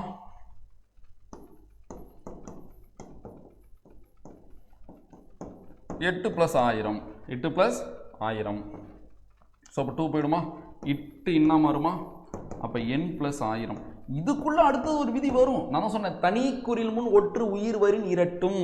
பாருங்களேன், பல் + அழகு. எப்பெல்லாம் நிலைமொழி 2 எழுத்தா இருந்து ஒரு குறியில் ஒரு ஒற்று இருந்து வருமொழியின் முதலில் உயிரெழுத்து இருக்குதோ, இந்த 3 கண்டிஷன் இருக்கணும். சரியா? நிலைமொழி 2 எழுத்து இருந்து குறியில் ஒற்று இருந்து வருமொழியின் முதல்ல உயிரெழுத்து இருந்தா இன்னொரு ஒற்று போட்டுக்கணும். இது பேர் தான் தனி குறில் முன் ஒற்று உயிர் வரின் இரட்டும்னு அர்த்தம். அப்போ இல்லு கூட்டலாம் லா, பல்லழகு. கரெக்டாக வருமா? இது அப்படியே சேர்த்தா பழழகு. தப்பு தானே? அதே தான் இங்கேயும் நடந்திருக்கு பாருங்க. நிலைமொழி 2 எழுத்தா, ஒரு தனி குறியில் ஒரு ஒற்றா, இங்க உயிர் எழுத்தா, அப்ப இன்னொரு இன்னும் போட்டுக்கலாமா? அப்ப இன்னும் கூட்டலாம் நான். அப்ப என்ன வரும்? எண்ணாயிரம். 8 + 1000 எண்ணாயிரம். இப்ப 80. 10க்கு தனி விதியே இருக்கு. அதான் அடுத்து 9, 10, 100, 1000 அடுத்த கிளாஸ். சரியா? ஸோ அப்போ இதுதான் விஷயம். அடுத்து இங்கே பார்த்துக்கலாமா? 8 + வகை. இது பாருங்களேன், ஒரு உயிர்மை எழுத்தா, அதனால் இதுக்கு பார்க்கலாம். ஸோ இங்கே 2 போயிடும், இட்டு இன்னா மாறிடும். அவ்வளோதான், எண் வகை தான். 8 ஒன்றும் பிரச்சனை இல்லை, ஈஸி தான். இவ்வளோ தான் 8. புரியுதுல? 8 முடிச்சாச்சு. 8 பொறுத்த வரைக்கும் மெயினாக இட்டு இன்னா மாறுன்னு மட்டும் நீங்கள் நான் வச்சுட்டா போதும். ஸோ இந்த வகுப்பில் பார்த்துருக்கோம். இன்னும் சில எடுத்துக்காட்டுக்கு நம்ம சால்வ் பண்ணலாம். சால்வ் பண்ணுறதுப்படி நான் இப்போ பார்த்தது ஒரு ரிவிஷன் பண்ணிடுறேன் அப்படியே உங்களுக்கு. ஃபஸ்ட்டு பொது விதியில் நான் உங்களுக்கு சொல்லிடுறேன். சரியா? பொது விதியில் 4 விஷயம் பார்த்தோமா? ஸோ அந்த 4 விஷயத்தில் முக்கியமான விஷயம் எதுனா உங்களுக்கு தெரியும். முதல் ஈரெண் முதல் நீளும். முதல் ஈரெண் முதல் நீளும். 1, 2க்கு முதல் எழுத்து நீளும். அடுத்து பார்த்தோமா? அடுத்து என்ன பார்த்தோம்? 3, 6, 7 குறுகும். பார்த்தோமா? அடுத்தது 6, 7 அல்லவற்றின் ஈற்று உயிர்மெய்யும். 7 உயிரும் ஏகும். அப்படின்னா என்ன அர்த்தம்? ஸோ அந்த 6, 7 தவிர்த்து மற்ற எல்லா எண்ணு பேர்லையும் 8 வரைக்கும் இருக்கிறதுல இறுதி எழுத்து போயிடும், 7ல் இருக்கிற உயிரெழுத்து போயிடும். இது 4ம் பொது விதி. அதுக்கப்புறம் நம்ம என்னென்ன சிறப்பு விதி பார்த்தோன்றதை நான் ரிவிஷன் பண்ணுறேன். சிறப்பு விதியோட விதியை நான் போய் காட்டிடுறேன். உங்களுக்கு அந்த விதி காட்டணும் புரியும், நான் காட்டிட்டு கூட ரிவிஷன் பண்ணிடுறேன். 1க்கு 3, 2க்கு 3க்கு பார்த்தாச்சு. இப்போ 4க்கு பாருங்களேன். இப்போ 4க்கு நம்ம பார்த்தோன்னா உங்களுக்கு டக்குன்னு புரிஞ்சுக்க முடியும். பாருங்களேன், நான்கன்மையே லர ஆகுமே. அப்போ உயிரெழுத்தும் இடையின உயிர்மை எழுத்து வந்தால் அந்த இன்னும் இல்லாமல் இருச்சா, வல்லின உயிர்மை எழுத்து வர்றப்ப இன்னும் இறா மாறிச்சா, மெல்லின உயிர்மை எழுத்து வர்றப்ப இன்னும் இன்னா தானே இருந்துச்சு. அப்போ இதில் முக்கியமானது இந்த லர தான். அவ்வளோதான். அடுத்து 5 பாருங்க. 5 ஒற்று அடைவதும் இனமும் கேடும். கேடுனா போகிறது. எப்போ போயிடும்? 5 என்பது நிலைமொழியாக வந்து வறுமொழியின் முதல்ல ஒரு உயிரெழுத்தோ இல்லை ஒரு இடையின உயிர்மை எழுத்தோ வந்தால் அது கெட்டுடும். வல்லின உயிர்மை எழுத்து வந்து அது இனம் வரும். மெல்லின உயிர்மை எழுத்து வந்தால் அங்கே வந்தமையே தெரியும், வந்தமையாகவே தெரியும், அது அடைஞ்சிரும். வந்தமை என்னவோ அந்த மையாவே அடைஞ்சிரும்னு சொல்கிறாங்க. அடுத்து லாஸ்ட்டில் பாருங்கள், எட்டன் உடம்பு நவ் ஆகுமே, அவ்வளோதான் விஷயம். இதில் என்ன இப்போ உங்களுக்கு புரியல, யோசிச்சு பாருங்க. நம்ம இப்போ இதுதான் சிறப்பு விதியாக பார்த்தோம். இதுதான் நன்னூலில் கொடுத்துருக்க சிறப்பு விதி. இதன் அடிப்படையில் தான் நம்ம 1 2 3 4 5 8 சால்வ் பண்ணியிருக்கோம். இது அப்படியே நான் ரிவிஷன் பண்ணிடுறேன். இதுதான் அந்த வகுப்பு. அதுக்கப்புறம் சில எடுத்துக்காட்டும் நான் வச்சுருக்கேன். அதில் நான் 1 2 சால்வ் பண்ணிட்டு உங்களுக்கு ஹோம்ஒர்க் கொடுக்குறேன். போன வகுப்போட கமெண்ட்ஸ் பார்த்தா உண்மையாக சந்தோஷமாக இருந்துச்சு. அந்த பசுமை ப்ளஸ் தளிர் பசுமை ப்ளஸ் அடை நிறைய பேர் கமெண்ட் பண்ணியிருந்தீங்க. பேர் போனாடி நோட் பண்ணி சொன்ன 4 பேர், இந்த வாட்டி நிறைய பேர் கமெண்ட் பண்ணியிருந்தீங்க. ரொம்ப சந்தோஷம். அதில் என்ன தெரியுதுன்னா, நீங்கள் ரெகுலராக பார்க்குறீங்க, ஆன்சர் பண்ணுறீங்க, நோட்ஸ் எடுக்கிறீங்கன்னு தெரியுது. ஸோ நான் சொல்கிறதுக்கு நீங்கள் அது போல் ஆன்சர் பண்ணுங்கள். நான் இப்போ தெரிஞ்சுக்கிறேன் நீங்கள் எந்த அளவு பார்க்குறீங்கன்னு. ஓகேவா? சரி, ஓகே, ரிவிஷன் பண்ணிடலாமா? 1 என்பது நிலைமொழியாக வந்து வறுமொழியின் முதல்ல ஒரு உயிரெழுத்து வருதுன்னா அந்த ரூ போயிடும், ஓன் மாறும், இன்னும் இறா தெரியும், ஓர் முடிஞ்சிருச்சு. 1 என்பது நிலைமொழியாக வந்து வறுமொழியின் முதல்ல ஒரு உயிர்மை எழுத்து வருதுன்னா ஸோ அந்த இறுதி எழுத்து போயிடும், ஓவாக தான் இருக்கும். சரியா? 1ன்னு கீழே இறங்கும், இன்னும் இறா மாறும், இரு கூட ஊ சேரும். முதலெழுத்து நீண்டா ஊ சேராது, முதலெழுத்து நீளம்னா ஊ சேரும். அப்போ இங்கே ஒருன்னு வரும். அடுத்து 2 என்பது நிலைமொழியாக வந்து வறுமொழியின் முதல்ல ஒரு உயிரெழுத்து வந்தால் இறுதி எழுத்து போயிடும், ஈன்னு மாறும். சரியா? அடுத்தது இன்னு அந்த ராக்குள்ளே இருக்கிற ஆ போயிட்டு ஈர்னு மாறும், முடிஞ்சிருச்சு. அடுத்து 2 என்பது நிலைமொழியாக வந்து வறுமொழியின் முதல்ல ஒரு உயிர்மை எழுத்து வந்துருச்சுன்னா இறுதி எழுத்து போயிடும், முதலெழுத்து அப்படியே தான் இருக்கும், ஈயாக தான் இருக்கும். சரியா? இன்னு இந்த ராக்குள்ளே இருக்கிற ஆ போயிடும். இப்போ முதலெழுத்து நீண்டா ஊ வராது, இங்கே முதலெழுத்து நீளலாம், இப்போ ஊ வந்து இருன்னு மாறும். இதுதான் 1 2 பொது விதி சிறப்பு விதி எல்லாமே சொல்லியிருக்கேன். அடுத்து 3, இந்த 3 4 5 தான் நீ நல்லா ஃபோக்கஸ் பண்ணணும், இந்த நல்லா நான் வச்சுக்கணும். சரியா? 3 என்பது நிலைமொழியாக வந்து வறுமொழியின் முதல்ல வந்து ஒரு உயிரெழுத்து வந்துச்சுன்னா அந்த இறுதி எழுத்து போயிடும். அடுத்து அந்த மூ நெடில் தான் நான் சொன்னேன்ல. இப்போ அந்த 1 2 நம்ம என்ன கற்றுக்கிட்டோம்? முதலெழுத்து நீளும் தான், ஆனால் சில இடத்துல நீளம் இல்லை. அது போல தான் 3 வந்து குறுகும் தான், ஆனால் ஒரு இடத்துல குறுகும் ஒரு இடத்துல குறுகாது. அதான் சிறப்பு விதி. அப்போ அங்கே மூ தான், இன்னும் மட்டும் போயிடும். சரியா? மூ + 1000 3000 உடம்புடைமை பார்த்தோம்ல. அடுத்து 3 என்பது நிலைமொழியாக வந்து வறுமொழியின் முதலில் ஒரு உயிர்மை எழுத்து வர்றப்ப என்ன நடக்குன்னா அந்த ரூ போயிடும், மூவா குறுகும். மூ எப்படி குறுகும்? மூவா குறுகும். அந்த இன்னு வந்தமெய்யாக தெரியும், வந்தமெய்யாக தெரியும். தமிழில் தானா அங்கே இத்து வந்துச்சு, மணிலமானாங்க இம்மு வந்துச்சு. இதுதான் 3ல் நீ நான் வச்சுக்க வேண்டிய இடம். அடுத்து 4 என்பது நிலைமொழியாக வந்து வறுமொழியின் முதலெழுத்த ஒரு உயிரெழுத்தோ இல்லை இடையினமோ இருந்தால் அந்த இன்னு எப்படி மாறும்? இல்லா மாறும். வல்லின உயிர்மை எழுத்து அந்த இன்னு இறா மாறும். இடையின உயிர்மை எழுத்து இருந்தால் அது இன்னு சாரி மெல்லின உயிர்மை எழுத்து இருந்தால் இன்னு தான். திரும்ப பாருங்கள், ஒன்றும் பிரச்சனை இல்லை. உயிரெழுத்தும் இடையின உயிர்மை எழுத்தும் வந்தால் அந்த இன்னு இல்லா மாறும். வல்லின உயிர்மை எழுத்து வந்தால் அந்த இன்னு இறா மாறும். மெல்லின உயிர்மை எழுத்து வந்தால் அந்த இன்னு தான். 4 + மணி 4 மணி தான், இன்னு மாறாது. புரியுதா? ஸோ அப்போ 3லேயும் இன்னு இருக்குது, 4லேயும் இன்னு இருக்குது. 3ல் இருக்கிற இன்னு வறுமொழியின் முதல்ல உயிர்மை எழுத்து வர்றப்போ வந்தமெய்யாக தெரியும். ஆனால் இங்கே என்ன சொல்கிறேன்னா 4ல் வறுமொழியின் முதல்ல ஒரு மெல்லின உயிர்மை எழுத்து வந்தால் அந்த இன்னு எந்த சேஞ்சும் இல்லாமல் இன்னு தான். ஓகேவா? அடுத்து 5 போயிடலாமா? 5 என்பது நிலைமொழியாக வந்து வறுமொழியின் முதல்ல ஒரு உயிரெழுத்தோ இல்லை இடையின உயிர்மை எழுத்து வந்தால் அந்த இந்து போயிடும். சரியா? இதே வல்லினம் வந்தால் அதுக்கு இனமான மெய்யா தெரியும். அடுத்து மெல்லினம் வந்தால் வந்த மெய்யாகவே தெரியும். இது எங்கே பார்த்தோம்? 3ல் பார்த்தோம். இப்படி அது ஒரு ஸ்ட்ரக்சராக மைண்டில் கிளியராக வச்சுக்கணும். அடுத்து 6 7 ஆவா மாறும், இது பொது விதி. ஏவா மாறும், இது பொது விதி. ழூக்குள்ளே இருக்கிற ஊ போகும், இதுவும் பொது விதி. சிறப்பு விதி 6 7 கிடையாது. 8 பொறுத்த வரைக்கும் ஒன்று என்னது? இட்டு இன்னா மாறும். எடுத்துக்காட்டு எடுத்து வச்சேன், இது இருக்குது, பார்க்கலாம். வேணா நான் கொடுக்குறேன், நீங்கள் வேணால் நான் ஒரு 3 டிக் பண்ணுறேன், நீங்கள் வேணால் எனக்கு கமெண்ட் பண்ணுங்கள், போதும். சரியா? ஸோ 2 + வழி இதை கமெண்ட் பண்ணுங்கள். 3 + நாழி இதை கமெண்ட் பண்ணுங்கள். நாழினா என்னென்னா 9 நாழி உடுப்பது 2ன்னு சொல்கிறாங்களா? தெரியாதனா பொருள் டக்குன்னு தெரிஞ்சுங்க. நாழி என்பது இப்போ ஒரு படி அளப்பாங்க பார்த்தீங்கன்னா அந்த படியை நாடின்னு சொல்லுவாங்க. இல்லை 24 நிமிடங்கள் அடங்கிய ஒரு காலம் தான் நாடின்னு சொல்லுவாங்க. சரியா? ஸோ இப்போ 3 + நாழி ஆன்சர் பண்ணுங்கள். 2 கூட ஆன்சர் பண்ணுங்கள், போதும். 3 + நாழியும் 2 + வழியும் நீ ஆன்சர் பண்ணுங்கள். கமெண்ட் கம்மியாக தான் ஒரு நம்பரை, ஏன்னா இவ்வளோ பெருசு இல்லை. சில பேர் வந்து வாரம் 1 விட்டு 1 நாள் கிளாஸ் கொடுக்குறத யோசிக்கிறோம். நம்ம 10 நிமிஷமோ 20 நிமிஷமோ அரை மணி நேரமோ கொடுக்குறதுல கிட்டத்தட்ட மினிமம் 1 ஹார்ட்ட நம்ம கிளாஸ் வந்துடுது. அப்போ நேரடியாக ஒரு அகாடமி நம்ம போகிறோம்னா திங்கள்லேருந்து வெள்ளி ஒரு கிளாஸ் தமிழ் கிளாஸ் 2 கிளாஸ் கொடுப்பாங்களா? அப்போ நம்ம வாரத்தில் 4 மணி நேரம் தமிழ் கிளாஸ் கொடுக்குறோம். ஸோ அதனால் எல்லாமே முக்கியமான தலைப்பு டெப்த்தாக தான் கொடுத்துட்ருக்கோம். அதனால் தயவு செஞ்சு பயம் இல்லாமல் நீங்கள் நம்பிக்கையாக பாருங்கள், தொடர்ந்து வகுப்பு வந்துக்கிட்டு தான் இருக்கும். சரியா? ஸோ ஜனவரி 26 அன்றைக்கி நான் களம் பற்றி நான் டீட்டெயில்டாக எக்ஸ்பிளைன் பண்ணுறேன்.